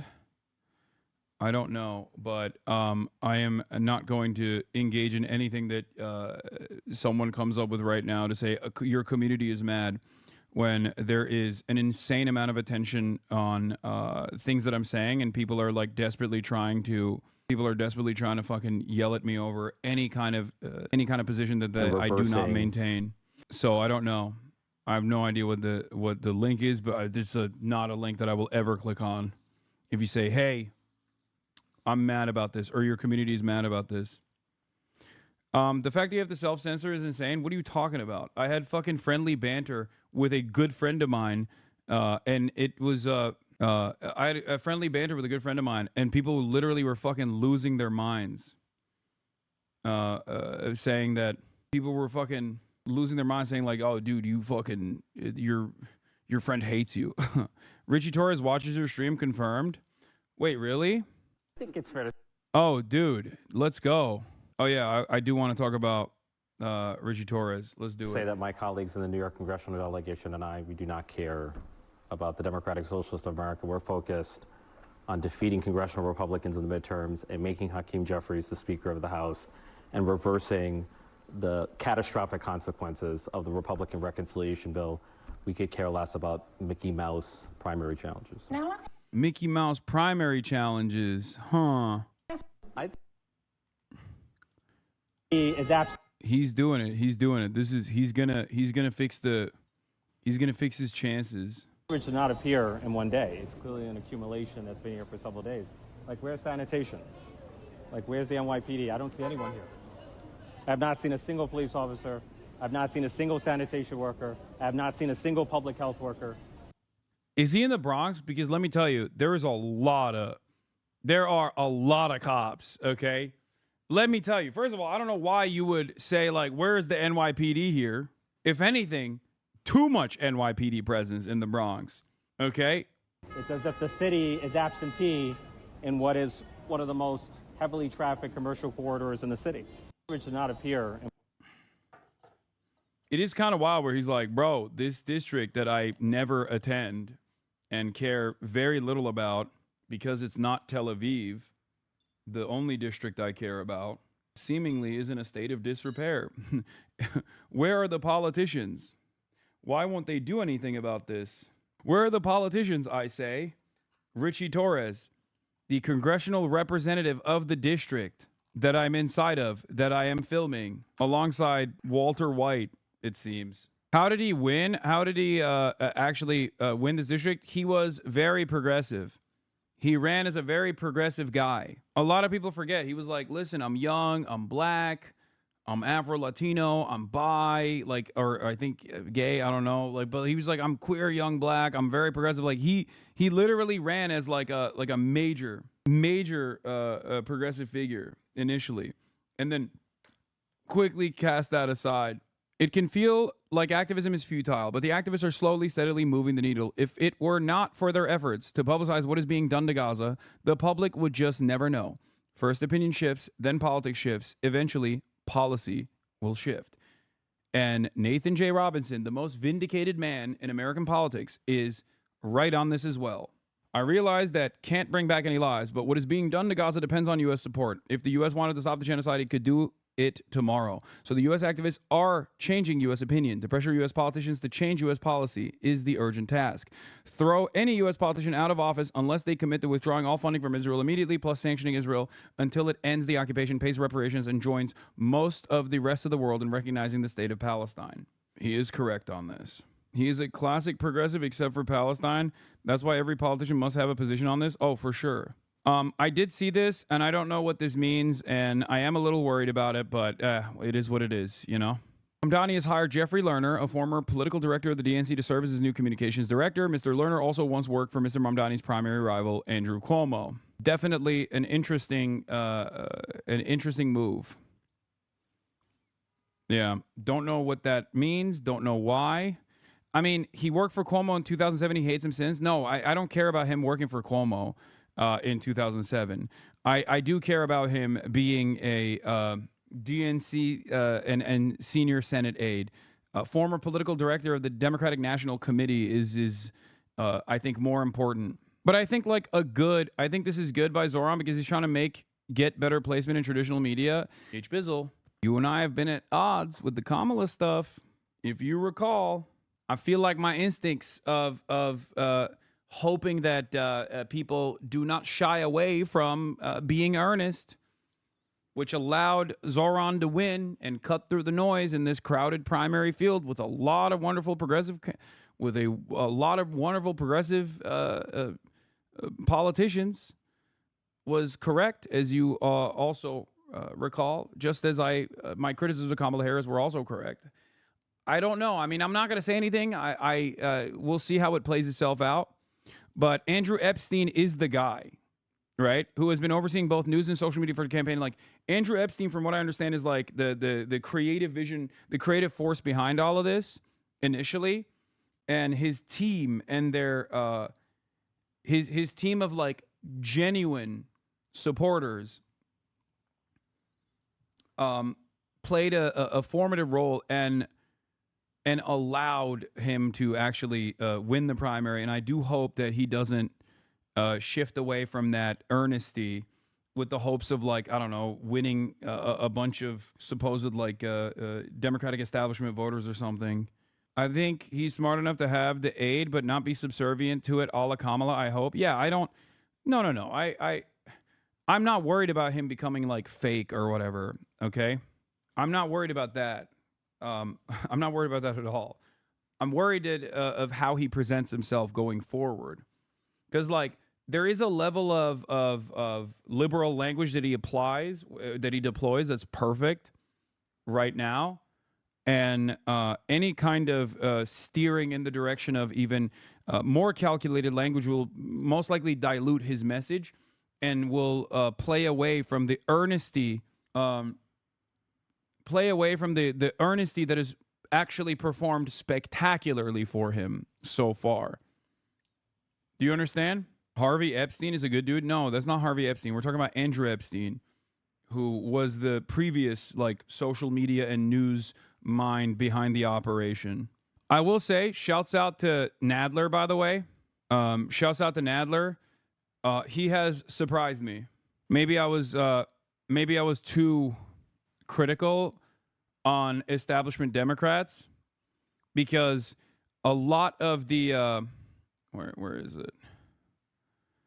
A lot of the Zionist Twitter accounts are currently fucking losing their minds over what Nadler did. Jerry Nadler is being considered as Hamas now. I regret every vote I ever cast for Representative Jerry Nadler. I hope to see a viable primary challenger who stands up for Jewish safety instead of telling us that the piss on our legs from the far left is actually rain. Why is he saying this? This liberal Zionist account, Jewish Wonk, because Nadler aides have been working with Mamdani's team to build up a new mayoral nominee's outreach into areas of Manhattan where he did not do well among Jewish communities suspicious of the assemblyman's views on Israel. That's right. Nadler not only was one of the first, like, prominent Democratic Party establishment figures that actually endorsed Zohran Mamdani. That's former DSA member Jerry Nadler. Dog, I'm sorry, but if you were alive when Eugene Debs was alive, and you haven't been a member for almost 100 years, that is not as significant as, like, Brad Lander being a former DSA member until, like, 2023. Okay? Jerry Nadler trying to move the left to avoid the establishment primary purge that is coming, inshallah. I don't know. I don't know what his, like, motivation is. I also think he's super old, so it might not be all that consequential for him. I have the funniest anecdote around this election. One of my coworkers in our office in another department founded the DSA chapter at University of Chicago with Brad fucking Lander back in the late 80s. Yeah, Brad Lander has been a DSA guy for a very long time and was a dues-paying member of the DSA, card-carrying, dues-paying member of the DSA until 2023. And that has not stopped him from obviously endorsing and literally becoming a human shield, a Jewish human shield against the Islamophobic, cynical anti-Semitism smears against Zohran Mamdani, which played a formative role in, like, the way that I think a lot of voters viewed Zohran Mamdani in a positive way, in spite of the unimaginable amount of fucking horrible anti-Zohran coverage. Why he left is more relevant than any participation he had in the past? No. What he's doing now, currently, is more relevant than his reasons for leaving the DSA, in my opinion. Also, we don't know the exact details. Forward Magazine suspects it's because of October 7, and there could be truth to that. The DSA position on October 7 and the DSA position on Palestine after October 7. Okay? Was he actually alive when Eugene Debs was alive? I don't know. I was exaggerating. All right. We're going to move on to greener pastures here in a moment. I have my friend, Frugal Aesthetics, literally waiting outside right now. I'm going to welcome him into the broadcast, into the room. 1 second. I'm so sorry. You should have stayed downstairs, bro. No, they were like, I was like, no, it's cool. I think he's still on. She was like, I'm telling him to let you up. Yeah, I did say that. Dude, I will say, chat, that's what it feels like to get cut by Hassan when you're in the closet and you just gotta hear him talk about politics with your girl for... That's what happened, yeah. That's what it felt like. That's what it felt like? Yeah. All right, what's good? We got the man, the myth, the legend. They're calling you Race Bolt. Yeah. The man, the myth, the legend, Race Bolt in the building. I'm back. He's back. And I'm better. Ready for some bangers like last time. Oh my God. This is a nice spot. Yeah. Apparently, I went to my fuckboy coffee place. They bomb It's Vietnamese good. coffee. It is very good. This morning, both of the baristas were fans, and I found out that there's a lot of famous people that stay in this hotel. Yeah. Yeah, like Jeremy Allen White and what's the tall guy's name again? The one that was fucking That wires it down to everyone. Euphoria, sexy tall guy Euphoria. Tall guy? Oh, Jacob Elordi. Jacob Elordi. I just saw a thing about him in this area. Well, there it is. He's Yeah. here. He just saw me here, and he was like, Oh, you saw him? No, he just saw me, and it was like, oh, I want to do what he's, I want to do what Hassan is doing. Tall guy thing. Yeah, it's a tall guy connection. There's that one guy on Instagram that does like tall guy content. Have you seen that? 6'7", the guy who's like 6'8" or 6'7". I think so, yeah. Yeah. Dude, it's so weird. That's his whole thing. Is like he finds people that are taller than him. Yeah. And he'll be like, wow, Tall you're even guy taller meetup. than me. Whoa, you're big. Yeah. Like, you're both big. Yeah, 6'7". It's so fun watching like them interact, like him interact with a bunch of tall people, and then like regular people walk by, Yeah. and it's just like, oh, it's a different world. I know. I'm not that tall. I'm only 6'4". I'm a normal height. That's I think. ridiculous. I'm normal tall guy. Like once you go past 6'5", you're like normal tall guys like 6'1". really 6'1" to 6'3" is like 6'3" even is like okay, you're a tall guy. 6'4", weird. you're getting there. Yeah. Okay. Yeah. I think everyone will agree with that. Normal tall is like 6'1" to 6'3". Maybe even Collab with him, please. Where the fuck is this? That's like exactly what I'm wearing, kind of. That's yeah. You do. With the You hat. do have that shit on. I dude. just have the exact. Hold on. I'm Shit like on. wearing exactly this outfit. I'll put my hat on as well. It's a very regular. My outfit it's a very is not. regular day. My outfit is not like that at all. But No, but that's what we're. the body's the outfit though. You've Oh. been getting crazy lean. Wait, really? I think I've been getting fat. I've been getting fatter. I think that's what everyone feels like. No, I've been getting fatter for real. But I used to be more lean. But I'm just slutting it up because I got the new merch. Yeah, man. But yeah, that's what we're gonna be doing today. We're gonna be picking out a fit for me for time 100 most influential. I have no clue what we're gonna get you. Yeah, my manager hits me up. My manager hits me up, and he's like, "Hey, this is a cocktail event. Like this is cocktail attire." Okay, so. And I was like, can't- "I only brought t-shirts." I've been on a jersey kick as well, which some people have said is not good. They don't like the what jerseys. kind of jerseys though? I wear a Mexico jersey usually. You know what I want? Maybe you can help me with this. Oh. Probably not though. So I ball with these Swagapinos. Oh. Okay. There's like a Okay. Sunday league. Okay. And they have the coolest like.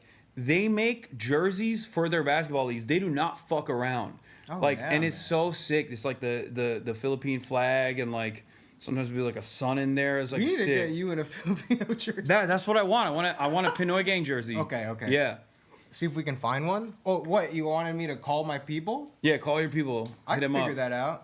I can get that set up for you. I wear like a Mexico jersey. I got like a Spain one. Oh, it's all basketball jerseys. What you're saying? no, it's not. Oh, okay. No, I wear soccer jersey even though I don't fuck with football at all. But yeah, What soccer It jersey? really pisses people off. I have a Manchester United one, Yeah. and people get real mad about that. Is it a Beckham one? No, Oh. no, it's just like unnamed. None of my jerseys have names on Oh. them. They're just like blank. Yeah, they're blank. Okay. So you're like a creative character right now. Well, I like wearing jerseys that like one. It's like for me, it's no different than wearing like a band tee. Like I don't listen to music. That's a great point. Yeah. So for me, I've never even thought about it. I like wear that. jerseys just for the color, except for the LeBron jersey that I have. I love him. That's different. That's the only jersey I have that has a name on it. How bad would it be if you pulled up in a LeBron jersey? That would be crazy. That would be nuts. Though. That would be nuts. But yeah, people Like, get what if real. We got you in like a LeBron jersey, and then we got you in some nice wool, high-waisted trousers. That would be a crazy full look. situation. and Okay, then so are you trying to LeBron- fuck me up? Is that what it is? You're trying to get me You're trying to get some fashion discourse. That would get you flicked up though. Yeah. Nah, but we could figure it out. We could freestyle it. I've grown a beard for the first time in my life. Right now, this is the looks first good. time I've ever grown a beard. It looks fucking good. I just one day. It was like I shave like every day, and then there was like a 5-day situation where I was just kind of not going outside at all. And then on the weekend, I went out, and my friend, everyone noticed instantly in just like 5 days. Like, what's going on? But I think I thought you couldn't grow it. I didn't know. And it connects, which is what I'm huge. saying. Which is huge. Like a lot of dudes can't connect. That was the one thing that like you Dalton connected. Is first try also. Yeah, that's know? crazy. I feel like if I shave it, it's never gonna grow back.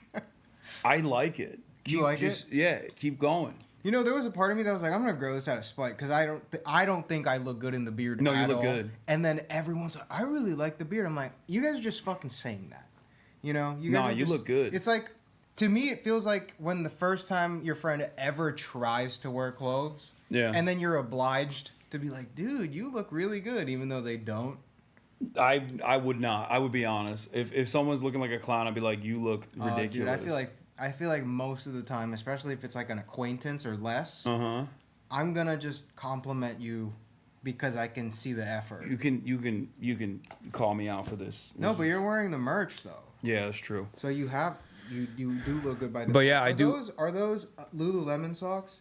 No, they're Ami. Ami, I think. Yeah. I love these because they're like flowy, like they stack well. They stack, yeah. Which many of my socks don't until I like wear them for super long, and then it just like loses its elasticity. Yeah. Yeah, I like the Uniqlo socks. Yeah, you look like a Pinoy hitman. I feel like I look Brazilian. You do look kind of Brazilian. You know what I mean? Especially with this situation going on. Yeah. All right, so we're waiting on Eric, my cam op. I don't know where he is. I should have been hanging with him instead of getting cucked in the hallway. No, but he's not even here yet. I don't think so.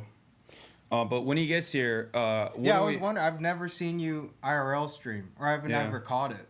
Do you have someone with you on your team right now in New York with you? Yeah.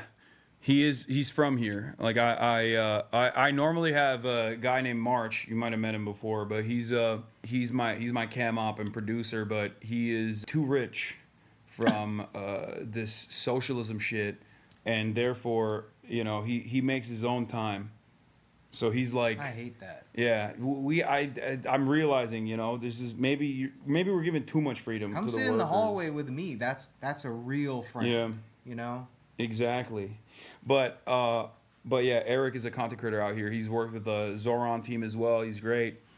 And dude, speaking of Zoran, I ran into Eric Adams yesterday or 2 days ago. What? What was he doing? One Oak? So I live in Dumbo, right? And I was walking up towards like downtown. It's really close. And like maybe a 5-minute walk from me, there's a courthouse. It's the courthouse. Yeah.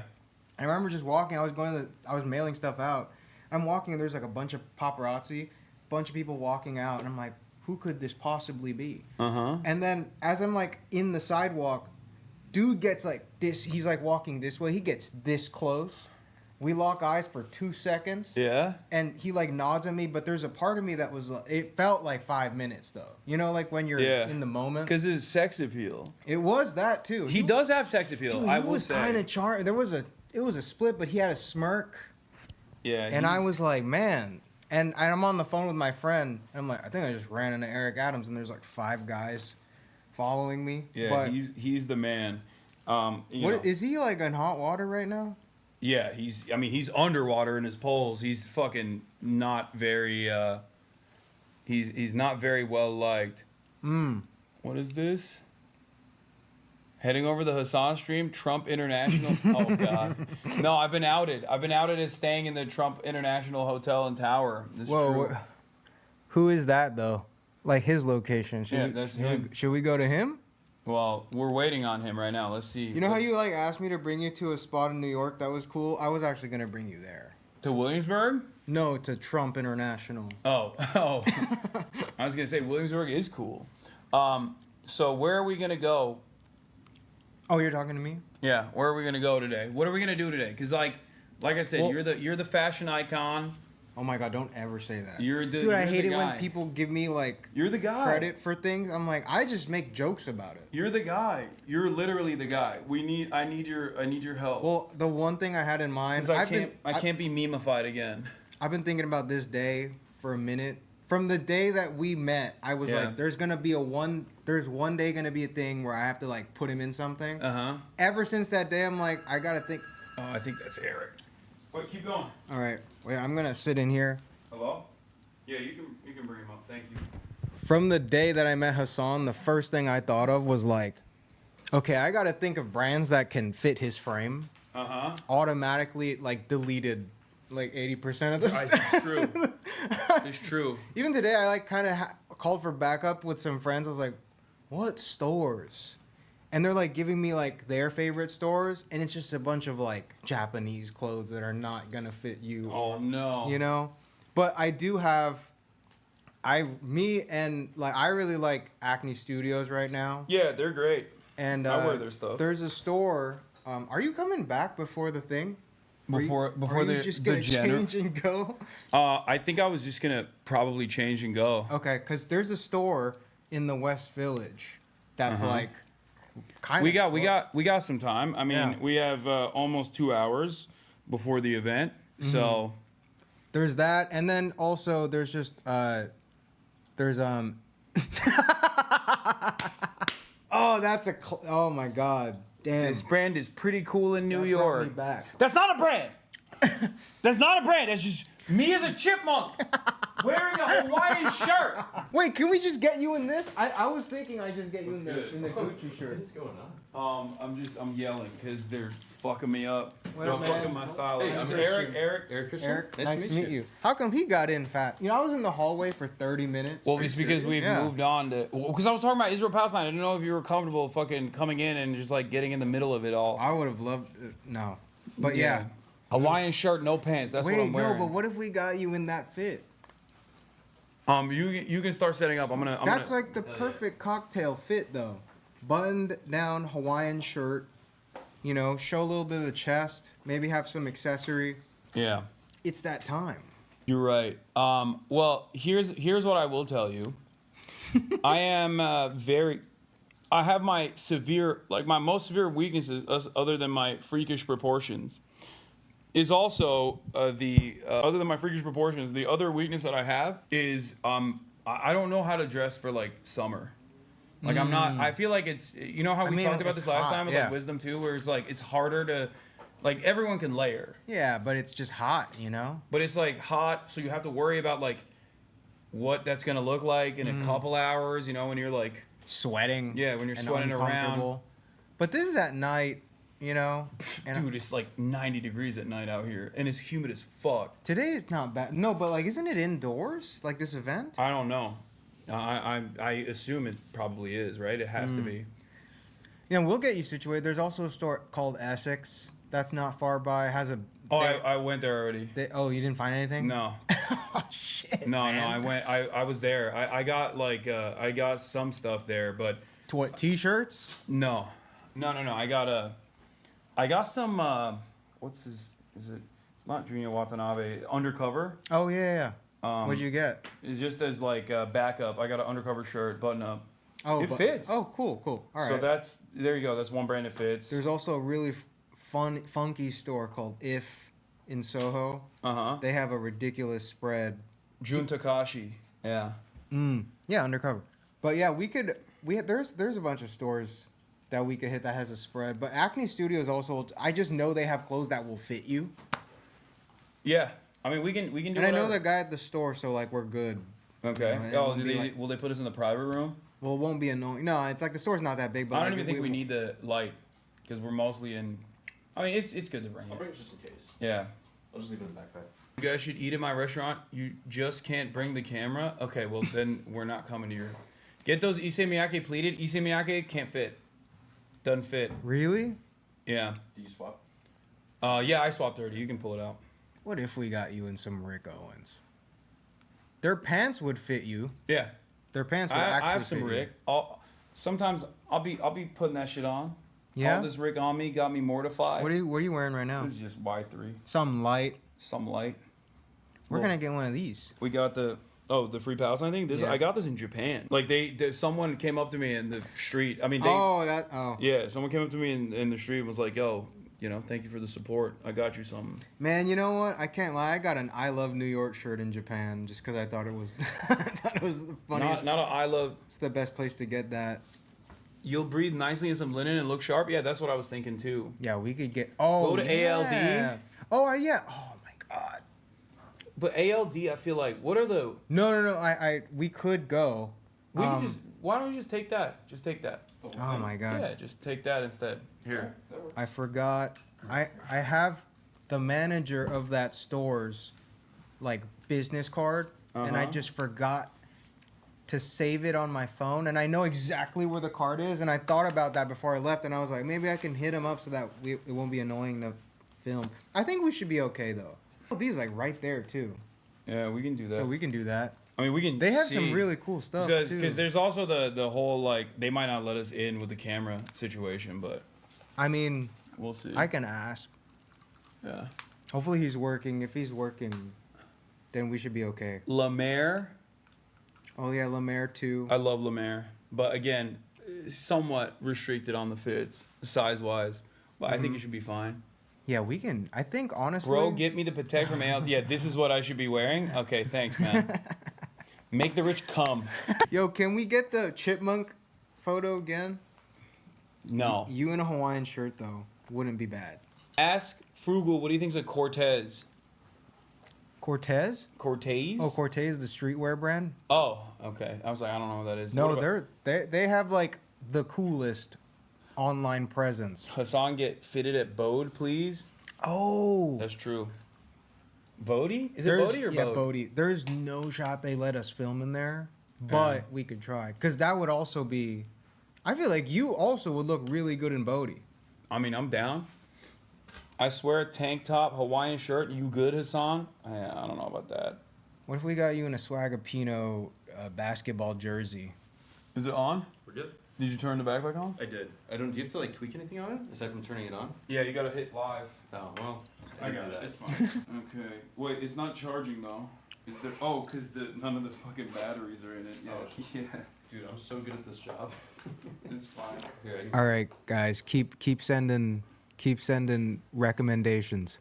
Oh, get yourself a zoot suit. I remember we did talk about that the last. True. Yeah, it is a lot of fabric, but a lot of fabric in this fucking hot summer day. this event's at like 6. The sun's still out though. Yeah. Unless you're like indoors. What are they gonna make you do burpees at this place? Just like sit down. It's not the burpees. It's just like existing outside is a sweaty endeavor. All right. Oops. This. We got the grays. Hell yeah. Yeah, but it's fine. It's just very quick fix on it. You just refresh cache and it fixes itself. All right. Let's do it. We're gonna. All right, guys. Flip. Oh, is that what it looks like? What? No, this. I was just looking at that. Oh yeah, that's what it looks like. Here, you can swap the camera under your chest, I guess, and then we can head out. This isn't revealing of anything that's compromised, right? No. Okay. No, not at all. Okay. Cool pants. OPSEC zoot suit. I like the zoot suit idea. I love zoot suits. All right, hold on. Let me fucking. Don't forget your gum. Oh yeah, that would be tragic. Oh, it's all wet now. If you want some 5 spearmint. Ooh yeah. You want some? Oh no, I have. It's just all. I have it, but now the case got wet because of the. Sorry, that's the flavor. And I'm thinking about just taking them out the pack and raw dogging it. All right, let's. I'm gonna flip it, and then we're on our way, chat. Shit is crazy. Wait, do you have an iPhone charger for a regular iPhone? No. Damn. Do you have a wireless charger? Yes. Oh, I do have a regular iPhone charger. Cool. If you plug it out of the wireless charger. My bad, I'm just poor. All right, chat. You're gonna get to see the fit. That's why I came in all the way. Came into the hotel room to show you the final product, the final look. Chat, this dude keeps beef sticks by his bed. Yeah. Why are you outing me? Yes, I do. Okay, I do. I have my little treats as well, ready to go, because I'm a late night treater. Before I go to bed, I have to have cookies or something. Chat, this is by the bed. Why are you? That's crazy. Wait, you plugged it in, right? Too. Yeah. Is it on? Yeah. Look at this. Is this what? Couple reels, couple beef sticks before I crash. We're good. We're good. It's good. Yeah. Okay. It's good. All right. Let's see the fit. It's so funny because I'm like. Yeah. Have you ever changed in front of? Have I ever changed in front of chat? Mm-hmm. I mean, when I go to like, the most amount of change I've done is when I go to the stores like this. How do I show this? Where am I? Oh. You gotta go to this. Is it this? Yeah, I think so. Yeah. Oh yeah. Wait, chat. Send the Alvin and the Chipmunks Hassan. Yo, someone send that shit real quick. He's in the bathroom. You're literally my fucking. You are the guy who is putting me in the pit. You can't be undermining the model in this situation. To be fair, half of the time was spent taking photos with fans. That So is true, I didn't really get it. I had 1.5 store, and to be honest, the store. No, it was a move. It was a vibe. No, Colbo was great, but Bro, the look, second this- spot, I was like, damn, we just walked all the way back. Yeah, exactly. Perfect. Right? Yeah. I'm gonna change off camera. I don't want to show the fixins. Oh, almost spilled your fucking toxic cancer monster. Oh, my bad. My radioactive drink. I fuck with the music, though. What if they were playing, like, dubstep in here? Oh, when I first walked in? Yeah, like, imagine. That would get me in the mood. That'd be a vibe. Everyone that says, like, when you ask them what they listen to and they go, I just listen to everything, no one ever listens to dubstep. It's always, like, rap and pop and then some form of Tame Impala adjacent. That's what people mean by everything. You know, you could have plugged this. Wait, hold on. I'm gonna plug it out and plug it directly into your phone so that it's faster. The lightning? Yeah. Oh, you have a lightning in there? Yeah, that's Oh, I didn't see it. You were right about the sandwiches. They kind of smell like farts. I think that's just you guys, bro. I thought someone ripped ass when we walked in here, but now that I'm right here, I know. No, it's the sandwich. But listen, it tastes delicious. I'm so sure. It don't matter to me one bit. All right, chat. We got 2 options here. Button Yeah, up. show the pants. I'm gonna put the pants on. Hold on. Chad's never seen me in my undies. Actually, that's not Oh, true. look at this. I was sumo wrestling in the undies before. How did you do with? Oh, yeah, there you go. I can even wear the Birkins with this. The Birkenstocks with this. You could, That'd yeah. be crazy. Why would that be crazy? Pulling up to the cocktail event with Burks on. At that point, just put the LeBron jersey also. Really? You think the Birkies are too much? No, I think it's fine, honestly. It goes with the aesthetic and the vibes overall, I feel like. You have an outfit grid outfit on right now. What does that mean? Like, I see outfit grids with that spread. I think that looks good. What are we thinking? Good? Take a shower? No, I'm going like this. I don't care about that. What other pants did you have that you said you Nothing. had? I don't have any other pants. It's just like shorts, the Y3. I have shorts. I have the Y3. What kind of shorts? Just like I think one's like literally Lululemon, and then the other one is like a basketball brand. All right, so are we thinking buttoned up with no tank top underneath, or Yeah, button up real quick. buttoned up tank top, buttoned up no tank top? What are we thinking?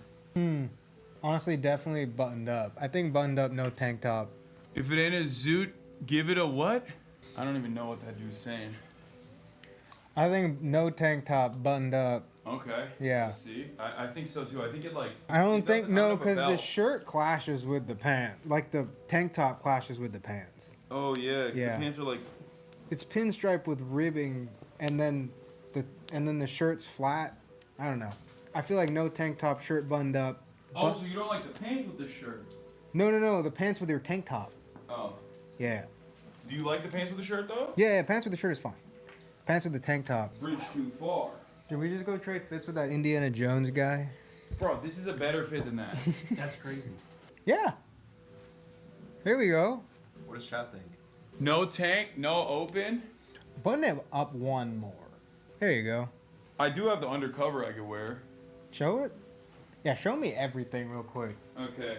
You're like, we bought this though. You know what I mean? We bought this on stream, so now I feel bad. No. The shirt's good. I don't know. The pants. No, the brown is better than that one with your I think so with your too. pants. I don't understand how you travel with a carry-on only. Two carry-on. That's ridiculous, though.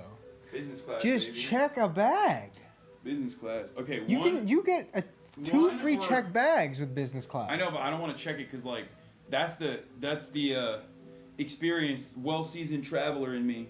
Where if I check in luggage, it takes way too long. What are you doing with that extra 30 minutes? I'm fucking going. What, taking photos with fans? No, I'm streaming. All right, two chains or one? One. Oh, you think so? I think the longer one. Okay. Are you wearing MX DVS underwear? Yeah. Dude. Those are my boys, bro. Yeah, no, Max. I don't know them by name, but they sent. Oh, so they're not your boys? That's crazy. I mean, they sent me shit. I've been a big time early. Oh wait, I have seen you in some fucking that type of outfit. Yeah. 2017. We got the zip patches. Okay, what do we think? Do we think with the hat too, or no? No. No hat. Okay, now you're manipulating women. Like, what's up? You're one tote bag away from a crash out on TikTok. Oh, I could do this too. Wait, hold up. Shoes wise. Oh yeah. Ooh. Oh yeah. Wait. Put those on. I think those will be better. No hat though. Yeah, I'm fucking around with the hat. Wait, so I don't understand. That guy bought you a hat for fun? Yeah. Because that's not his brand. No, I thought it was his brand. I thought he No. worked there. He's like, nah. Yeah. Better? Yeah, way better. Yeah, there you go. We're good. All right, another successful stream. Hit it. You're leaving me. You're leaving me fucking. You're leaving. What is that, bro? That's crazy. That's crazy. Just leave me hanging and you do that shit. There we go. All right. There we go. Another day. Hey, tomorrow. Another day, another dollar. Chat tomorrow. After this event is over, I will. Tomorrow in the morning, I got something I'm doing with Hassan Minhaj. I'm gonna see if he's down to do a little bit of streaming in the morning, and then afterwards, we're gonna be heading early on. No hat? What? What is? Oh, this is the chat. Is it old. delayed? Damn. No, just because you didn't hit this. Tomorrow, we're gonna be heading over to different parts of Manhattan. I will not be disclosing the location, but we're gonna be hanging out with Mahmoud Khalil, and we're gonna be interviewing Mahmoud Khalil. Very excited for that. I got Noah Colwyn also on that with me, by my side. So, and I'll probably have Hassan Minhaj in the morning as well, like early on, before I do that. Tuck in the shirt, I can't. This is not a tuck in shirt. Also, I don't have a belt. Like this is not like a tuck in. These are not tuck in pants. No, how you have it is good. Yeah. Yeah. All right, everybody. Love you all. Shouts out to Frugal Aesthetics. Shouts out to Eric. And yeah, see you tomorrow. Big day tomorrow. Peace. Damn, this guy's good.